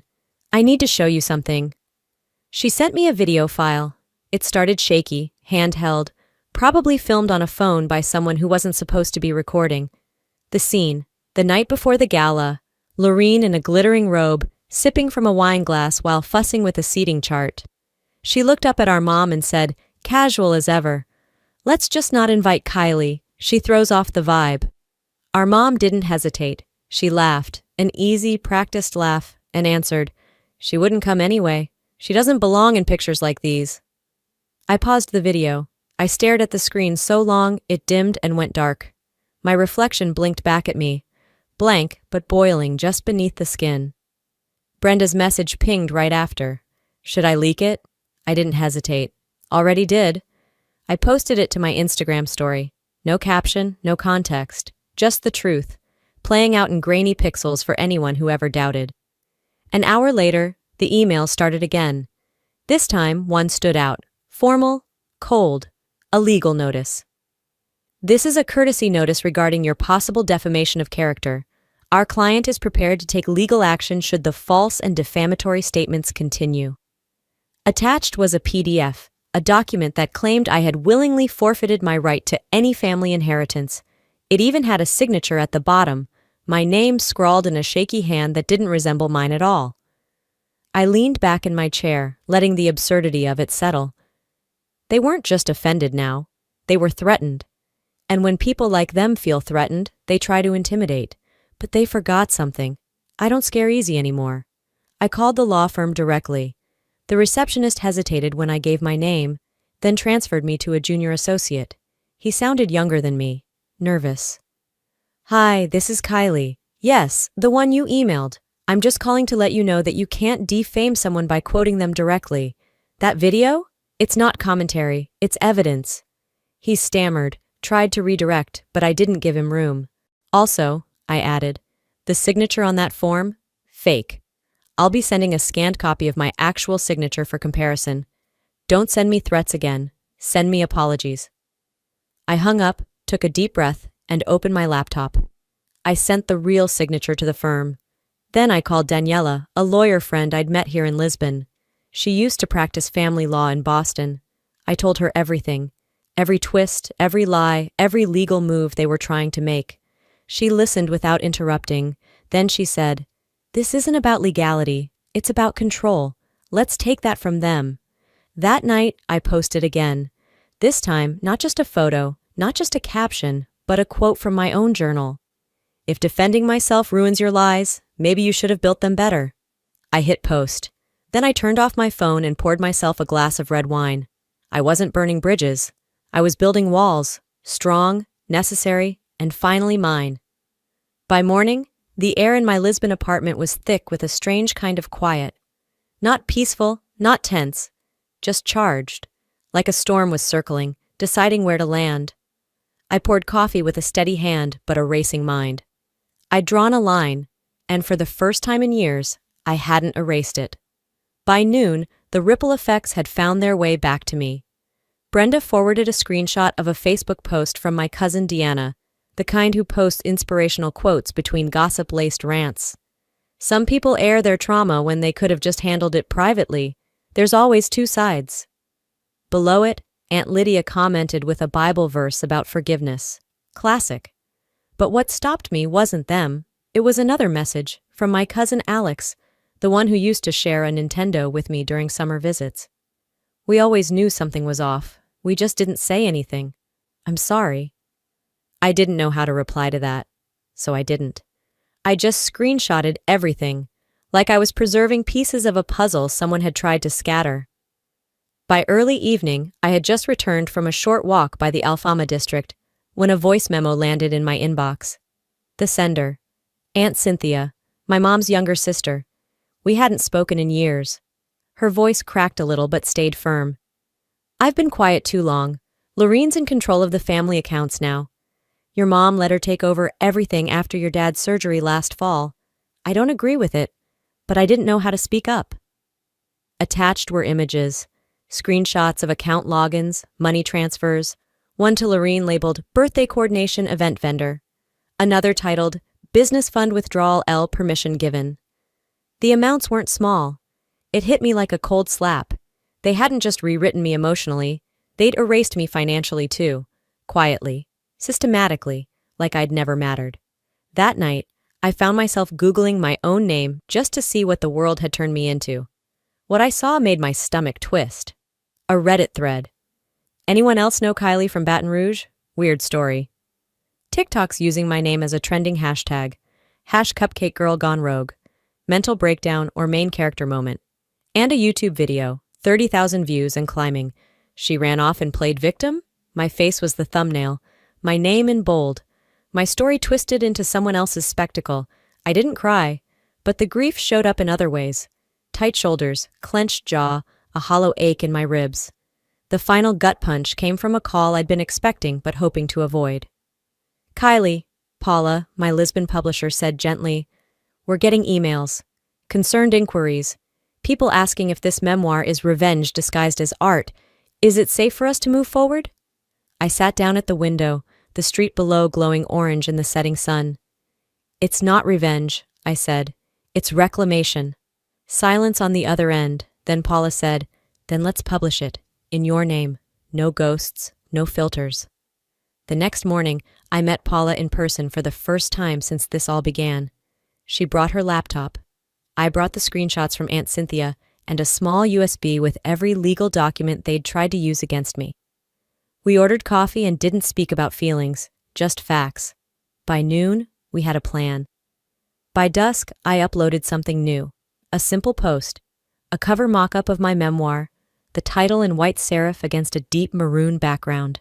The subtitle, What They Buried. And beneath it, a quote. Sometimes, survival looks like silence. Other times, it looks like print. I turned off comments this time. I wasn't inviting debate. I was issuing a declaration. They took my name. Now I was putting it back where it belonged. On the cover. The day after I announced the book cover, I sat by the window with my coffee, Lisbon still asleep outside. My inbox had quieted for the first time in weeks. It was the kind of silence that didn't feel like an absence, but a pause before the next move. And it came, not from a critic or troll, but from the one person who always knew how to hit the bruise and still pretend they hadn't touched me at all. Lorene's message popped up on my phone mid-sip. No greeting, no context. Just, hope the attention was worth it. We're dealing with the fallout now. Good job. Attached was a screenshot. Our mother in tears, caught mid-sob, posted by our cousin Rachel. Her caption read, "This is what public shaming does to families. Pray for us." I stared at it for a full minute, then whispered, "You posted her crying. I lived her silence." I didn't reply. I didn't owe her my energy. Later that day, Brenda forwarded me a screenshot from a group family text thread I hadn't known still existed. The kind they all use to share prayer requests and potluck reminders. This one said, "We're praying for Kylie to come back home. She's not well. Something's wrong." My name was being used like a missing person report. At the same time, Paula called. "The contract's finalized," she said. "We're locked in. Launch is set for spring." I exhaled, but Paula didn't stop there. "We'll need an excerpt to release. Something that's not just strong, but quiet. Dangerous. Something no one can twist." I knew what she meant. I just didn't know if I was ready. And then Brenda sent me something I didn't expect. A photo of a folded piece of paper. Torn edges. Crumpled slightly. Written in loopy teenage handwriting. "I found this in the attic. You must have written it before college." It was a letter. My letter. One I didn't remember writing but couldn't deny was mine. Addressed to no one. Just words poured out at 15. "I'm sorry I'm not like Lorene. I don't know how to sparkle. I just want someone to ask me how I feel before telling me who I am." It gutted me. That night, I took the paper with me to the studio where I'd been recording the audiobook version of the memoir. Paula met me there. She sat behind the glass, headphones on, while I stood at the mic with the letter in my hand. I cleared my throat and began to read. By the second paragraph, my voice cracked. I paused. Paula didn't say a word. I kept reading. "And if I ever leave, I don't want anyone to ask why. I want someone to remember I was here. That I tried." I ended the session without any edits. No filters, no re-records, just the raw sound of a girl who had been begging, for years, to be seen. The next morning, I posted the excerpt on Instagram. No dramatic intro, no hashtags, just a still image of the letter and a caption. "This isn't revenge. This is a record." The reaction was immediate. Some people apologized. Some got defensive. Some blamed me for airing family pain like dirty laundry. Lorene, of course, responded. Another vague story post with a soft filter, mascara-streaked cheeks, and a Bible verse about betrayal. The comments flooded in. "You're the strong one. Family is complicated, we see you. Protect your peace, queen." But this time, something shifted. Brenda texted. Even Aunt Sylvia said, "I think Kylie was right." That's new. I didn't celebrate. I didn't screenshot. I didn't react. I just sat in the moment, equal parts anger and relief. It wasn't vindication I wanted. It was accuracy. This time, I wasn't the one telling the story alone. They were finally listening. The morning sunlight spilled into my Lisbon apartment like nothing had happened. But the internet said otherwise. I was sipping coffee when I got the notification. A YouTube link, sent by 3 different people, all with the same subject line. "Have you seen this?" The video title hit me like a slap. Kylie lied. The victim's story debunked. The thumbnail was a freeze frame of me blinking during an old interview, mouth slightly open, caught mid-thought. The kind of image people use when they want you to look foolish without saying a word. I clicked. A man's voice narrated over grainy clips pulled from my social media, spliced together to make me look unhinged. She ran off to Europe because she couldn't handle her family calling her out, he said. The footage shifted to a poorly cropped screen recording of my journal quote from weeks ago. If defending myself ruins your lies, maybe you should have built them better. Paired with ominous music and cherry-picked DMs from anonymous sources, implying I fabricated it all for attention. And then, as if that wasn't enough, they looped a distorted version of the gala video again, cutting just before Loreen's comment about me not belonging in photos. The video had 67,000 views in under 4 hours. I stared at the screen, not blinking. I felt like I was watching someone peel back my skin and call it costume. I closed the laptop. Later that afternoon, Brenda called. She didn't ask how I was. She didn't offer platitudes. She just said, "I'm handling it." And she did. An hour later, she posted the full, unedited clip of the gala prep to her profile. No captions, no cuts, just raw truth. You could hear Loreen saying it clearly. "Let's just not invite Kylie. It ruins the energy." And then my mother's laugh. She wouldn't come anyway. She doesn't belong in pictures. The internet turned again. Aunt Cynthia followed up with a joint statement. Clear, direct, aligned with my timeline. She included screenshots of messages between her and my mom, verifying what I'd been saying all along. And then came the Lisbon publisher's post. This work is based on documented first-hand testimony and verified communications. We stand behind Kylie's story. By nightfall, the hashtag #KylieExposed had vanished from trending. The original video had been flagged for misinformation, and for the first time, it felt like the fire wasn't at my feet, it was behind me. I sat on my bed, staring at my screen, wondering if I should say something, make a final statement. Instead, I opened Instagram and posted an image of an old notebook. Torn edges, coffee stain in the corner. My caption, "If I'm dramatic, it's because I finally stopped disappearing." No tags, no names, just the words. That night, a new message buzzed through. My mother. "You got what you wanted. You win." No greeting, no punctuation, just that. I didn't reply. I blocked the number. The next morning, I took a long walk along the riverside. The breeze was crisp, gentle. I passed a woman pushing her daughter on a swing, the two of them laughing, big, unfiltered laughter that made other people smile, just listening. I stood still for a moment and whispered, "This is what it's supposed to feel like." Not performance, not defense, just peace. Then, as I turned the corner near the old bookstore I'd come to love, I saw it. My book cover, real, printed, sitting in the display window. Just one copy, propped up on a stand. I didn't cry, I didn't rush in. I just stood there and let it settle into my bones. This wasn't about them anymore. For the first time, I was proud, and I didn't need anyone's permission to feel it. The next few weeks passed like honey, slow, sticky, warm. Each day in Lisbon felt less like an escape and more like a choice I had finally allowed myself to make. My apartment in the Alfama district sat at the corner of a narrow, sloped street that echoed with the clang of ceramic coffee cups and soft fado music. I didn't need much, just a window with light, a desk that didn't wobble, and a kettle that whistled when it boiled. I worked part-time editing travel articles for a boutique magazine that catered to English-speaking tourists. The work wasn't flashy, but it gave me structure, and something to do with my words that didn't always come wrapped in memory. In the afternoons, I'd take slow walks through the local market. I learned the names of fruits I'd never eaten back home. I burned 3 pots of feijoada before finally getting it right. I joined a writing group that met every Thursday evening in a bookstore basement that smelled like paperbacks and fresh mint tea. We talked about tone, about character arcs, about how the real work of writing was just surviving your own voice. And then one day, while passing a corner bakery I'd wandered into a few times before, the woman behind the counter waved. "Bom dia, Kylie!" My name rolled off her tongue like it belonged there. I paused, blinking. She didn't know anything about Baton Rouge. She'd never met my mother, never seen Lorene's red carpet photos or heard whispers about family inheritances and fake signatures.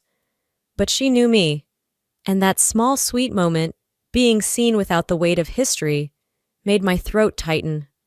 Some days, the past still knocked. I'd get emails forwarded from Brenda, usually from relatives trying to test the water. Just wondering how you're doing. Your mom mentioned you the other day. She's processing. I didn't reply, but I didn't delete them either. Some nights I'd light a candle and reread old letters I'd written but never sent. Some were sharp, some were sad. Most ended the same way. Maybe one day this will make sense. The ache wasn't gone. It had just changed shape. Like scar tissue you forget about until the weather shifts and there it is, tight and tender. April 5th came again. I woke up to golden light stretching across my sheets, and for once, it didn't feel like an ambush. I got dressed slowly, pulled on a soft blue sweater, and walked 3 blocks to a cafe I'd only just discovered the week before. They had cakes that looked like something out of a storybook. Too colorful, too sugary, too much. And I loved it. I picked the biggest cupcake in the case, pink icing, rainbow sprinkles, a tiny edible flower on top. The owner rang me up and asked if I needed a bag. I shook my head. I wanted to carry it. At a nearby table I sat down, pulled a blank card from my purse and wrote, "To the girl who waited too long for someone else to celebrate her." I placed it next to the cupcake, lit a candle, and watched the flame dance. "This year," I whispered, "you didn't need them. No photos, no posts, just presents." That afternoon, a box arrived from my publisher. Inside, the first printed copy of my book. There was a handwritten note from Paula taped to the inside cover. "You made space. Now let others find theirs too." I flipped to the dedication page, for the kids with cupcakes and cards who kept waiting for next year. I placed the book on my tiny balcony table and lit another candle. Nearby, I'd hung Brenda's framed letter, the one she found from when I was 15. For years, I'd waited for someone to say it for me, to fight for me, to choose me. Now I understood. Some years, you wait for someone to show up with a cake. This year, I baked my own peace. Sometimes healing doesn't arrive in the form of an apology. Sometimes it arrives in the stillness that follows after you finally stop waiting for one. After all the pleading, the explaining, the hoping that someone might see your pain the way you do, what's left is silence. And in that silence, something surprising begins to grow. Space. Space to breathe. Space to feel without judgment. Space to rebuild yourself piece by piece without needing someone else to validate your worth. If there's one hard-earned truth I've taken from all of this, it's that peace isn't something you stumble upon. It's not gifted. It's built, slowly, deliberately, brick by brick. Sometimes with boundaries that shake people, sometimes with the kind of courage that feels like fear at first, and sometimes it's built by making one of the most difficult decisions of all, choosing yourself, especially when no one else does. Family isn't always safe. Love isn't always balanced. And the hardest lesson of all, closure doesn't always come in a neat package with answers and mutual understanding. Often it doesn't come from them. It comes from you. From the moment you stop chasing clarity from someone who refuses to give it. From the moment you realize that maybe you don't need their explanation to move on. Maybe what you really need is your own permission to let go. So, to the ones who feel like ghosts in their own homes, to those who were told they were too much for feeling what others were too afraid to face, you're not overreacting. You're not broken. You're just no longer silent. And that's not a flaw. That's growth. That's the beginning of you stepping into your voice again. It's not easy. Some days it still stings. Some nights the silence is louder than the shouting used to be. But in that silence, something else lives too. Possibility. The possibility of rebuilding not just your life, but your identity outside of the pain.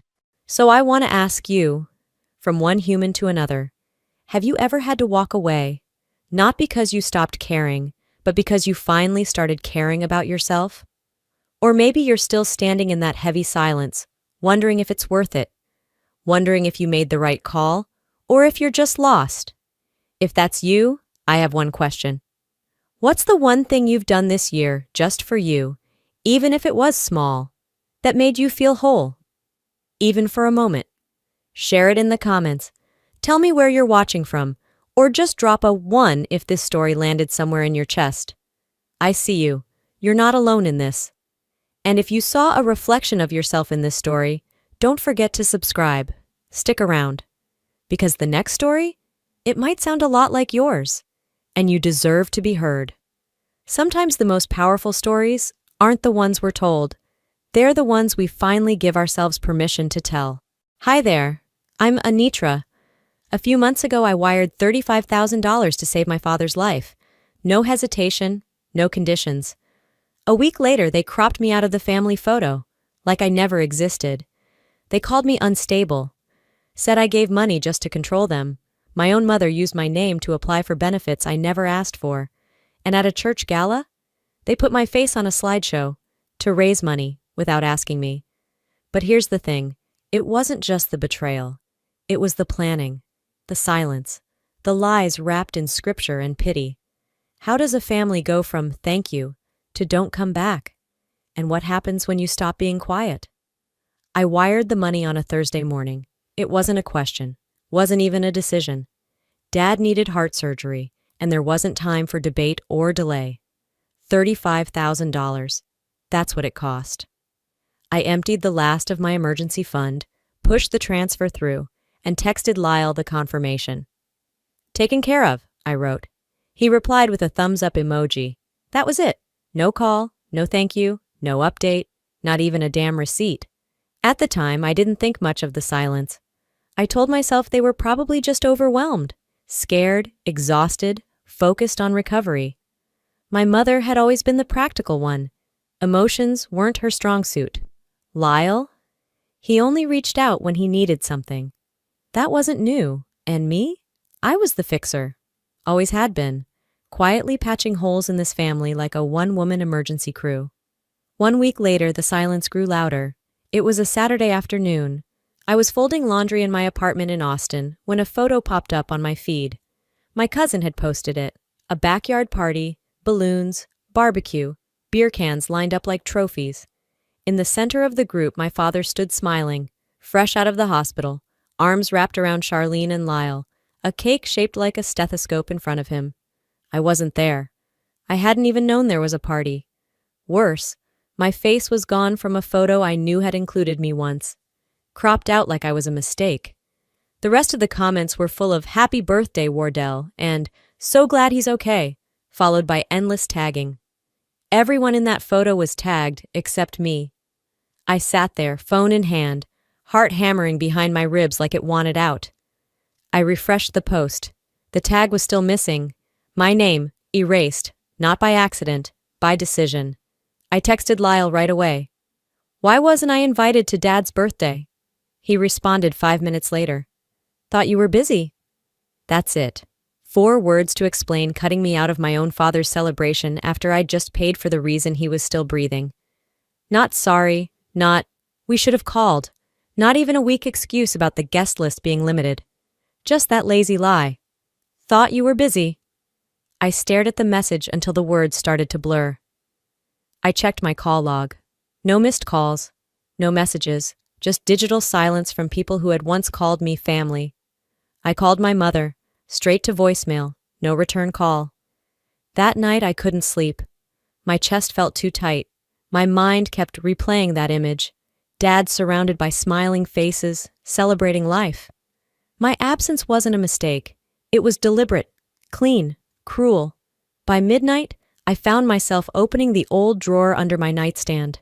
Inside were holiday cards, old birthday invitations, printed out emails with subject lines like family game night and Thanksgiving menu. I hadn't realized how much I kept until that moment.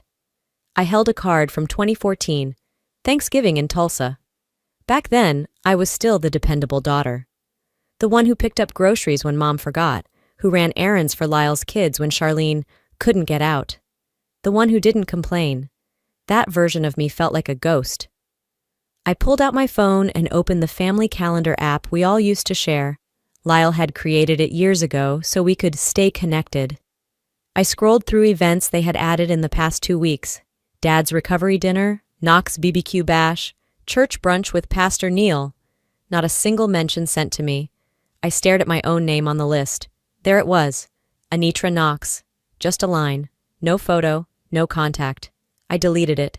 The screen asked, "Are you sure you want to leave this family calendar?" I tapped yes. Then I sat back in the dark and waited for the regret to kick in. It didn't. Not yet. All I felt was this eerie calm. Not relief, not pain. Just a clean, quiet shift. Like something had clicked into place and could no longer be undone. The next morning, while sipping my coffee, I opened Facebook again. The post now had over 100 likes and 23 comments. Still no tag, still no message. I clicked into Lyle's profile, scrolling through his latest update. He'd captioned a photo of Dad blowing out candles with, "Resilience runs in our blood. Grateful for family. Grateful for unity." Unity. What a joke. I took a screenshot, just in case. Then I opened my budget app, pulled up the hospital transaction and labeled it personal loss. Because that's what it was. That money didn't buy gratitude. It didn't earn me a seat at the table. It paid for my exit. It started with a text message from Nora, someone I hadn't spoken to in years. I was clearing out my inbox on a slow Monday morning in April, trying to distract myself from the gnawing silence I still felt weeks after being cut out of Dad's birthday celebration. I hadn't expected closure from them, but I thought maybe they'd eventually reach out. Instead, what I got was something worse. Confirmation that they hadn't just erased me. They'd rewritten the story. Nora's message was short, polite, too polite. "Hey, not sure what's going on, but your mom mentioned you at Women's Prayer Circle. Just wanted to check in. You okay?" I stared at the screen, rereading the words. Nora lived in Tulsa. Same church my mom had been going to for years. Same circle of women who baked casseroles for funerals and whispered behind closed doors about who was going through something. I asked her plainly, "What exactly did she say?" Her reply came within a minute. She said, "You've been having emotional struggles. That caring for your dad's health took a toll on you." And she told the group she was holding the family together after your breakdown. Breakdown. That word clung to my skin like oil. Sticky, staining. I didn't reply right away. I put the phone down and just sat there, blinking at nothing, trying to register the sharp pivot. They didn't thank me. They didn't invite me. And now, they were using me. I pulled up Facebook. My mother wasn't the type to post often, but when she did, it was always coded in that careful sweetness, something church-ready, soaked in religious platitudes. And there it was. A status posted 2 days ago. A photo of her hands folded in prayer and a caption. "Every family has that one child who loses their way. Please keep us in your prayers as we try to show her grace." I felt like someone had poured ice water into my chest. The comment section was full of sympathy. "Stay strong, Charlene. She'll come back to the light. You're such a good mother, always giving, even when it hurts. Praying for your prodigal daughter." And then I saw Lyle's comment. "She's trying, but she's not well. We're just taking it day by day." Not well? I wasn't the one inventing stories in front of a room full of strangers. I wasn't the one weaponizing someone's silence. But here I was, painted as unstable, fragile, broken. I called Lyle. He picked up on the second ring, sounding out of breath like I'd interrupted something important. "Hey," he said cautiously. "You want to tell me why Mom is out here saying I had a breakdown?" I asked, my voice tight but even. He sighed like this was all exhausting for him. "Anitra, don't make this a thing." "A thing?" I said, my tone sharpening. "You let her stand in a room full of people and use my name like a cautionary tale? You co-signed it in the comments." "She didn't name you." "Oh, come on. You know exactly who she was talking about." He was quiet for a moment, then said, "Look, Mom's just doing her best. She's been through a lot. Dad's recovery hasn't been easy. You pulling away didn't help." "I didn't pull away. You pushed me out." "You're being dramatic." That word again. Dramatic. the go-to label for women who refuse to be walked over. I paid for his surgery, Lyle, I said, voice low but unshaking. $35,000, and you all ghosted me. Then you turn around and say I'm unstable? He didn't reply. So I hung up. No screaming, no threats, just a slow, definitive click. Later that night, I sat at my desk, opened a new folder on my laptop, and labeled it Truth Archive. Inside it, I saved screenshots of the prayer post, the comments, Nora's texts, and Lyle's reply. I backed them up on a flash drive too, not because I planned to go nuclear, not yet, but because I knew what this was. It was a pattern.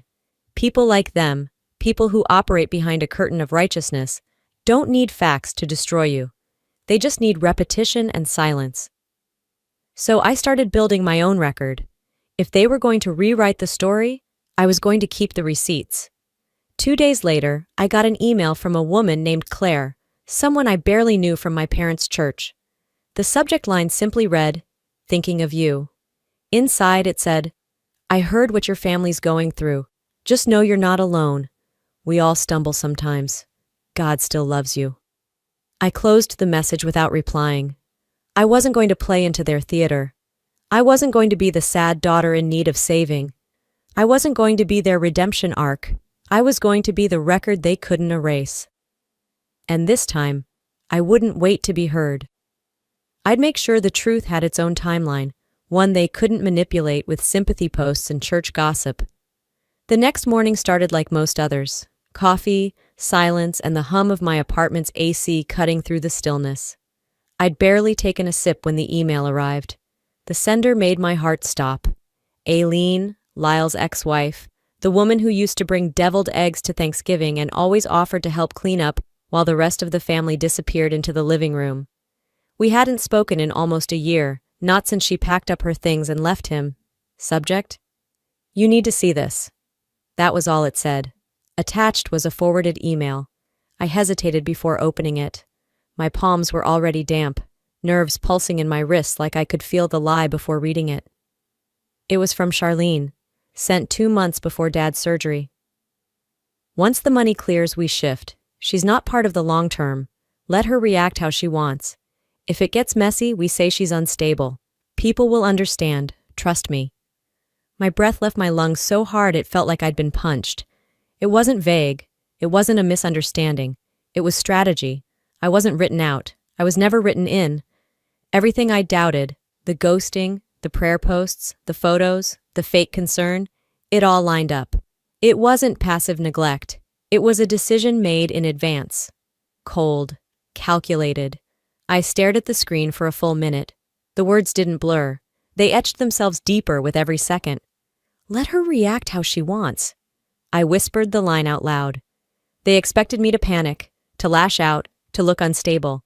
I hit download and saved the email directly to the Truth Archive folder, then printed a copy and placed it in the expanding binder on my desk.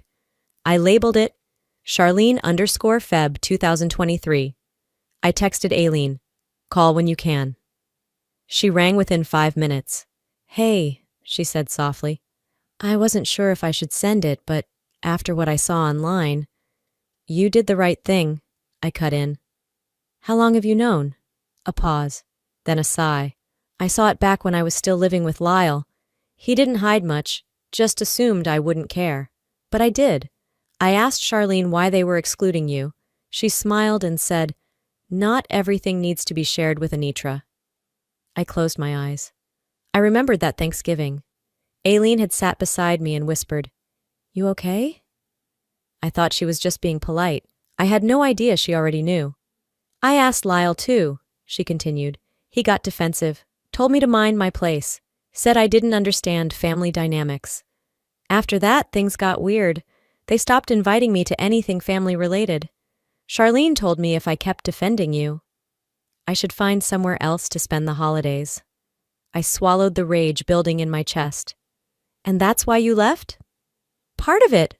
I couldn't sit there and pretend anymore." There was a moment of silence between us, not awkward, just thick with everything we hadn't said before. "I should have told you earlier," Aileen said finally. "I'm sorry." "You're the only one who did anything at all," I replied. When we hung up, I didn't cry. I didn't shake. I opened my notebook and started a new page. People who knew. People who stayed silent. People who benefited. I began listing names. It wasn't just Charlene or Lyle.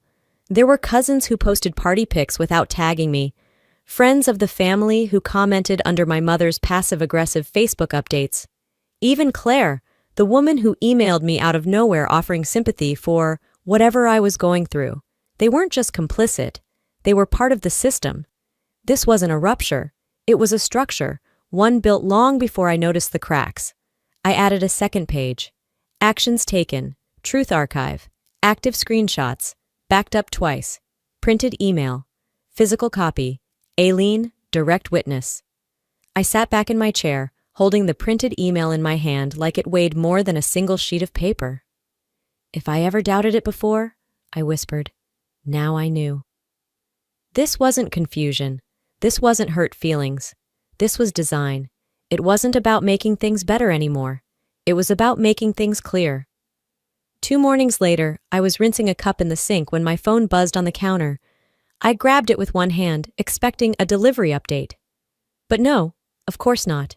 It was from Lyle. Hey, Mom said rent's tight this month. Think you can help cover? No greeting. No, how are you? No acknowledgement of the fundraiser, or the birthday I'd been excluded from, or the latest church gossip. Just a request, casual and clinical, like nothing had happened. I stared at the text for a full minute, letting it just sit there. My knuckles went white around the ceramic. I didn't even have to think. My thumbs moved before I consciously told them to.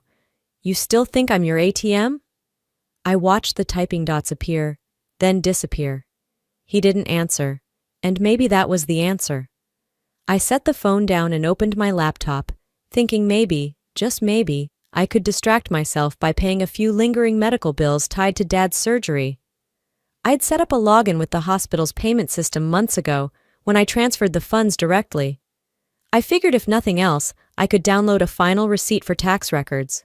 But the dashboard wouldn't load. Access denied. I tried again, same result. I double-checked the password, clicked reset. Nothing. Frustrated but calm, I picked up the phone and called the hospital billing office. A woman with a clipped voice and a Midwestern accent answered, Billing, this is Lori. I gave her my name, my dad's patient ID, and the account number I had saved. After a brief hold, she came back. Oh, this account's been reassigned. You're not listed as the primary anymore. I blinked. What? That's not possible. I funded the entire procedure. From my account. Yeah, it looks like the primary contact was updated on April 10th. Charlene Knox is listed now. I almost dropped the phone. Can you tell me who changed it? I'm sorry, ma'am. I can't disclose that. Privacy policy. Can you at least tell me if the change was initiated from her end? I really can't say. I thanked her, somehow politely, and hung up. My stomach churned as I reopened the app on my phone. The transfer from my account was still there. $35,000, Knox Medical Center. But in the hospital's system, I didn't even exist. I sat down hard on the edge of the couch and stared at the floor. I paid the bill. And now, I wasn't even listed on the receipt. That wasn't just disrespect. That was a move, a quiet one, surgical. The kind of erasure you only do if you're confident no one will fight back. I called Charlene, straight to voicemail. I didn't yell. I didn't ramble. I just left a message. Hi, it's Anitra. I tried logging into the hospital account and it says I'm no longer listed. Did you make that change? Please let me know. I didn't expect a response, but I wanted the record to show I asked. After the call, I pulled my notebook from the drawer and flipped to the back. A fresh page. A new phase. Truth Archive, Phase 2. I wrote it at the top in red ink this time. Then I began logging everything. The date of Lyle's text, the blocked hospital login, the call to billing, the voicemail to Charlene underneath it. I wrote one line in all caps. They don't just want my money, they want my silence. I opened a new folder in Google Drive and labeled it the same, Phase 2. Inside, I uploaded screenshots of the transaction from my bank, the denial screen from the hospital portal, and my note from the call. Let them rewrite what they wanted. I would record what they couldn't. They built their story on whispers.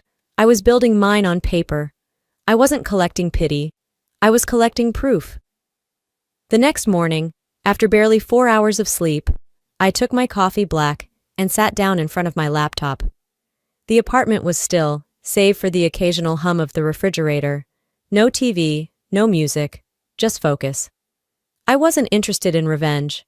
I wasn't plotting to burn everything down, but I was done pretending this wasn't a coordinated effort. And that's when I got the first message of the day, from Melissa, a former friend from Mom's church circle, someone I hadn't spoken to in years. The kind of person who posted daily Bible quotes but never replied to direct messages. Her message read, "Just wanted you to know, your mom's been saying some stuff about you in the women's circle group. Thought you should see this." Attached was a screenshot. Charlene, Anitra's always had control issues. That money she gave us? Just another leash. She's always been difficult. Then Lyle chimed in. She thinks throwing cash earns her a seat at the table. But family isn't bought. It's earned. I blinked. Earned? As if I hadn't bailed them out of a crisis they couldn't handle. As if I wasn't the only one who stepped up while they acted like victims. I scrolled back up and read Charlene's words again. Control issues. No, I didn't pay to control them. I paid because they had no one else. I paid to keep my father alive. But they didn't want to remember that part. I took a screenshot, then another. Saved them in phase 2 of the Truth Archive. Subfolder, Narrative Control. It stung more than I thought it would. Not because I believed them, but because I knew others would. That afternoon, I got another message, this time from my cousin Clarice. She was the only one who still checked in without an agenda. We'd grown up riding bikes and catching fireflies during summers in Tulsa. She still called me Nini, like she did when we were kids. Her message came with a PDF attachment. I thought you should see this. I didn't agree with it, but I didn't know how to speak up either. I'm sorry. It was a scanned copy of the revised family will. I opened it, heart already pounding. In Section 3, Beneficiaries and Allocations, my name appeared not under the direct heirs list, but further down. Conditional beneficiaries, subject to parental discretion. Those exact words, no fixed percentage, no assets listed. Just a vague clause that legally meant, we'll decide later, if we feel like it. I hadn't asked for an inheritance, but reading it like that, like I was an afterthought, hurt more than I expected. They wanted me erased, legally, socially, financially. So I called Rowena. She was a former roommate from law school, now a family attorney with a reputation for being direct and unapologetic. The kind of woman you didn't hire unless you were serious. She answered on the second ring. About time, she said, skipping pleasantries. What's going on? I explained everything, the will, the messages, the hospital access, the smears. She didn't interrupt once. When I finished, there was silence on the line. Then, Anitra, this isn't just bad parenting. This is calculated isolation. You're being boxed out on every front. I nodded, even though she couldn't see me. So what do I do? You start by documenting every instance, and you make one thing clear. You won't be their scapegoat. Not quietly. We hung up, and I went back to my desk. That evening, I typed out a message. I didn't send it in anger. I sent it in full clarity. Group text, Lyle, Charlene. Let's make something clear. I don't need to be included. I don't want anything from you. But if you keep spreading lies about my intentions, my mental state, or my character, I will respond. Publicly. And I have proof. Every word, every edit, every attempt to twist the truth has been documented. I paused. I suggest you tread carefully. Not because I'm vindictive, but because I'm tired. Tired of being the only one who knows what really happened. No response. Not a single word. And that silence told me everything. They didn't want peace, they wanted power. And they thought if they just ignored me long enough, I'd go away. But silence wasn't safety anymore. It was a weapon. One I was no longer going to let them use. I'd given them space to come clean. I'd given them room to apologize. I'd even given them the benefit of the doubt, longer than most would. But now I gave them warning. 2 mornings later, as I sat sipping lukewarm coffee at my kitchen counter, an email pinged in. Subject, pending application action required. It was from the Texas Department of Human Services. For a second, I thought it was a phishing scam. Until I clicked in. The body read, "Dear applicant, we're reaching out regarding your request for emergency housing and food assistance. Your application is incomplete. Please log into your account to finish the verification process." I blinked at the screen, rereading the line about my request. I hadn't applied for anything. Not now. Not ever. Confused, I clicked the verification link. Security questions I never set. A recovery phone number I didn't recognize. Something was off. I called the hotline listed at the bottom, waited 30 minutes to speak to someone. When the representative finally answered and pulled up the application tied to my name and social security number, my breath caught.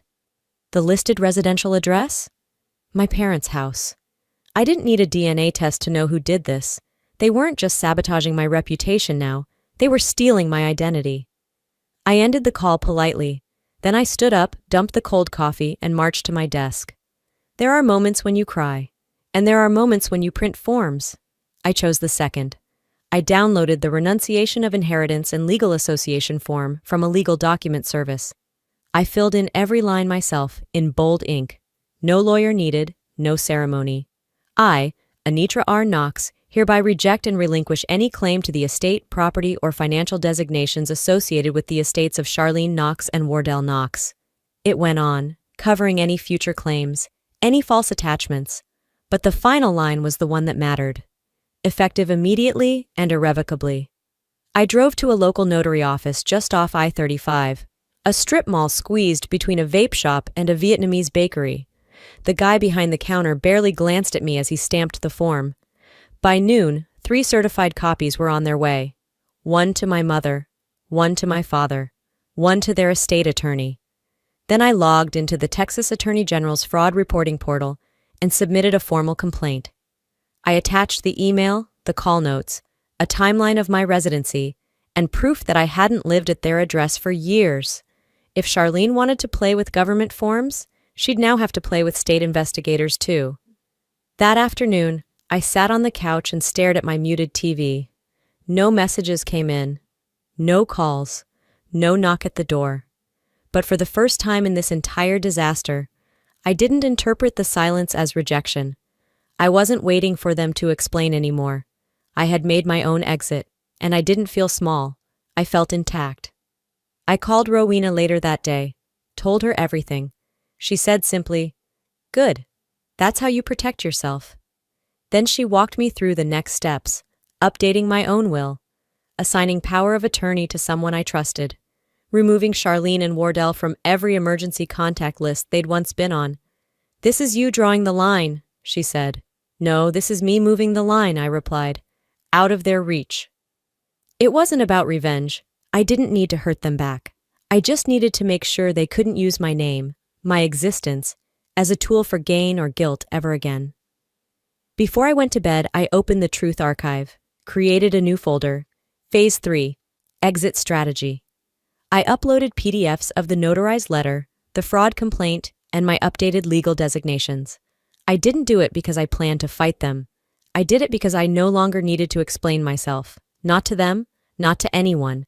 They could twist every memory, burn every bridge, lie through their teeth at the next church fundraiser. I was done handing them rope. I had cut myself loose. It started with a video link sent by a former classmate from Tulsa. No subject, no message, just the URL. I tapped it, not expecting anything.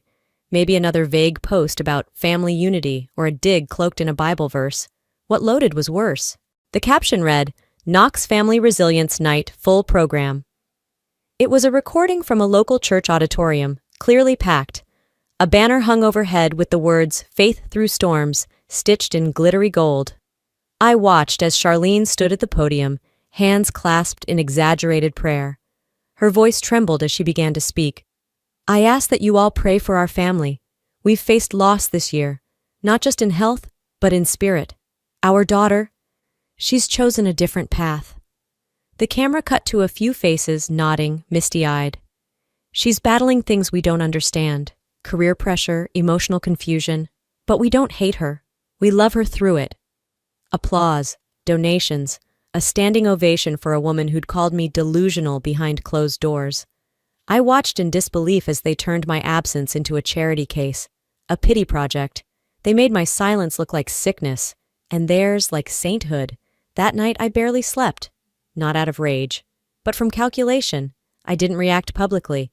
I didn't rush to post a rebuttal or send angry texts. Instead, I opened the Truth Archive and clicked New Folder, Stagecraft. I uploaded the video, downloaded a transcript, saved screenshots of the fundraiser page. Then I wrote a new note. They sold my distance as a death. I'm still here, just not where they can reach me. A few days later, I got a call from a number I didn't recognize.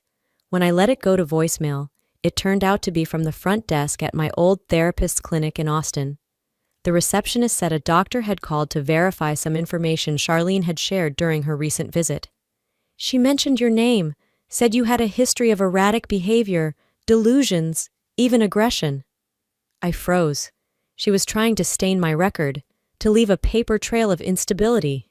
If that note made it into a file, it could resurface in a background check, a job screening, or worse. I thanked the clinic for letting me know, then hung up and added a new tab to the archive. Medical defamation. Still, I didn't pick up the phone to scream at her. Instead, I called Rowena. Calm, clear. She paused, then said, "You know we could move this forward now." I said, "No, let them think I'm still licking my wounds." Rowena exhaled.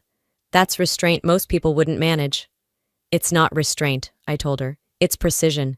They're playing for attention. I'm playing for accountability." The next hit came via an old friend, Marissa, who had stopped texting me back after all this began. Out of nowhere, she forwarded me a screenshot of a message thread. "Lyle, I'm telling you, she's not in a good place. Be careful. I wouldn't engage. She lashes out when cornered." Another message. "She's paranoid. We love her, but it's best to keep space." They were painting me as a threat, not just unstable, dangerous. I scrolled through Marissa's message again, trying to feel hurt. But all I felt was clarity. This wasn't just a smear campaign anymore. It was isolation warfare. Keep her out of the room. Keep her out of the photos. Now, keep her out of people's lives. They were cutting me out of the narrative so completely that if I ever reappeared, they could pretend I was the villain crashing the story. So I did the only thing I could. I documented it all. Private Google Drive folders weren't enough anymore. I encrypted everything onto 2 hard drives, one for me, one with Rowena. Then I started drafting a formal statement. Not for Facebook, not even for the press, but for court, if that ever came. It wasn't angry, it wasn't emotional, it was factual. This happened, on this day, at this time, to this woman, me. The more they spun their lies, the quieter I became. Not because I was weak, because I was preparing. Let them cry on stages and whisper in clinics. Let them weaponize pity like a sermon. I wasn't going to match their drama with noise. I was going to end it with facts. The invitation didn't come directly. It slid into my inbox through a forwarded email, a glossy newsletter from the Knox Foundation. Bright, over-designed, crammed with pastel gradients and serif fonts pretending to be elegant. The subject line read, "An evening of gratitude and community healing." I didn't have to guess who they were trying to heal. The event was held at the downtown Tulsa Convention Center, the kind of place where business expos and cheerleading competitions take turns occupying the same square footage. Tonight, it was transformed, or at least dressed up to feel that way. Soft golds and navy blues hung from fabric drapes. Folding chairs had ribbons. There were banners fluttering near the ceiling that read things like "Family First," "Faith over Fear and Broken," not lost in curly fonts that looked like they belonged on church bulletins. I didn't RSVP. I didn't check in at the front desk or pin a name tag on my chest. I showed up, quietly, without warning, just to see what kind of theater they were staging this time.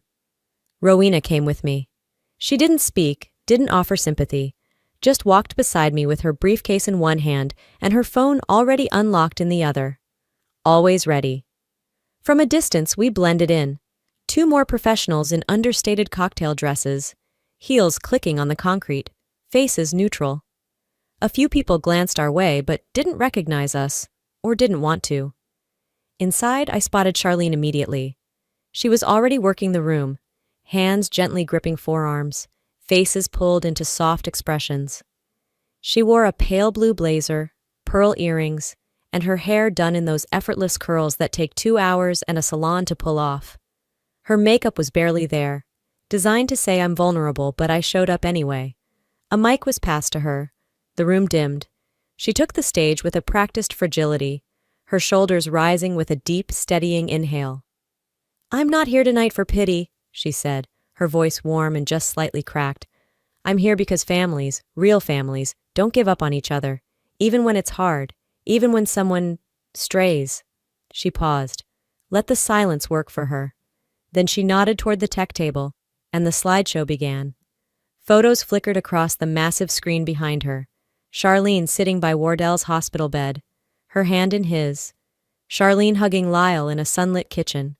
Charlene lighting a candle at some fundraiser I hadn't been invited to. Each image timed perfectly with the music, a sentimental piano loop you'd hear in a pharmaceutical ad. And then, me. There I was, smiling, holding Dad's hand at the hospital, a photo I didn't remember anyone taking, let alone one I'd signed off on for public display. Beneath the image a caption read, "We lost her to stress, but we believe in her return." The room sighed, a few gasps, a tear or two. Heads shook in knowing sympathy. They had turned me into a ghost, a quiet tragedy they'd had to endure. Not the woman they cut off, not the person they blamed, pushed out, lied about. I was the sacrificial daughter, the one who cracked under pressure and had to be mourned prematurely so they could move on with the more palatable narrative. Next to me, Rowena's jaw tensed. She didn't speak, didn't need to. Then, right as the applause began and they passed around donation bins wrapped in ribbon, my phone buzzed. A text. It was from Sasha, a former coworker, someone I hadn't heard from in months. She'd moved back to Tulsa recently, after a divorce. She sent a photo. Lyle was in it, standing by the buffet table, deep in conversation with a couple who looked halfway interested. Then a follow-up message. "He's saying you're unstable, that they had to cut you out of the family plan for safety." I blinked. Family plan? I opened my insurance app and tried to log in. Access denied. I tried again, same result. My fingers were already numb before I pulled up the provider's customer service number and stepped outside. The Tulsa heat wrapped around me like wool, thick, unrelenting, hard to breathe through. When the operator finally picked up, I didn't waste time. "Hi, yeah, I need to confirm my health coverage. Name is Anitra Knox. Can you tell me if my policy is still active?" There was typing, a pause, then a slow, apologetic exhale from the woman on the line. "Ma'am, your account was closed last fall. We sent notice to the policyholder on file." "Who was the policyholder?" "Wardell Knox." I stared straight ahead, past the tinted doors and chandeliers, into the dark parking lot. "He removed your name on September 14th. September 14th, 3 weeks before Charlene stood in front of her church, collecting donations under the claim that I was carrying the financial burden of Wardell's care." I ended the call and stood still, lips pressed tight. It wasn't just that they'd erased me. It wasn't just that they lied. They did it while using my name to get sympathy, donations, approval. They buried me and then sent out invites for the funeral. Rowena stepped beside me, phone already at her ear. "We're filing. Cease and desist for defamation. I'm attaching the insurance records under fraud and misrepresentation. They used your image for financial gain under false pretenses. It's textbook." I nodded once. No tears, no trembling, just rage sharpening into action. I pulled my backup flash drive from my clutch. It held everything. Emails, voicemails, screenshots, memos, copies of Dad's prescriptions I'd paid out of pocket when they said they couldn't find the right card. All of it. "I'm also emailing the Tulsa Chronicle," I said. "I went to school with someone who edits the community page." Rowena raised an eyebrow. "We publishing the whole thing?" "Not yet. Just enough truth to clear the air they keep choking." Back inside, the event was in full swing. The lights glittered. Dessert was served in tiny glass cups with gold spoons. Charlene raised her champagne flute with perfect posture and a beatific smile. "To restoration," she said, the crowd echoing back the word. I opened Twitter, typed one line. "If you're going to lie in public using my name, expect the truth to meet you there." I hit post. Then I turned to Rowena, slipping my phone back into my clutch. Let's go. She didn't argue, just gave a small nod. Next move? We wait, I said, glancing back through the open doors. Already the ripple had started, buzzing phones lighting up across the ballroom, faces shifting from joy to confusion to concern. They wanted a show. Now they've got one. The next morning, I didn't check the news. I didn't refresh Twitter. I didn't open my inbox to scan for responses. Instead, I walked to my desk, opened my laptop, and sat in silence while the soft morning sun spilled through the blinds. It was the first morning in months where my hands didn't shake as I typed my password. A notification blinked in the corner. One new message from Rowena. Subject: cease and desist, final update. Her email was short and clinical, but in its own way, beautiful. Charlene and Lyle have acknowledged receipt and signed confirmation. Your name has been removed from all family-linked documents and materials. The insurance provider has restored your personal record and sealed the fraudulent change. Their attorney responded with no further dispute. That was it. No apology, no retraction, but no more attacks either. It was over. Not because they admitted wrong, but because I stopped giving them places to reach me. I closed the email and leaned back in my chair, exhaling like I hadn't in weeks, maybe months. There was nothing left to burn. Later that afternoon, while clearing spam from my inbox, one message stood out. A name I didn't recognize, Monica R. The subject line, just, thank you. I opened it, half expecting another passive-aggressive dig or veiled sermon, but it wasn't. It was a single paragraph. You don't know me, but I used to work at your mother's clinic. I saw how things were framed.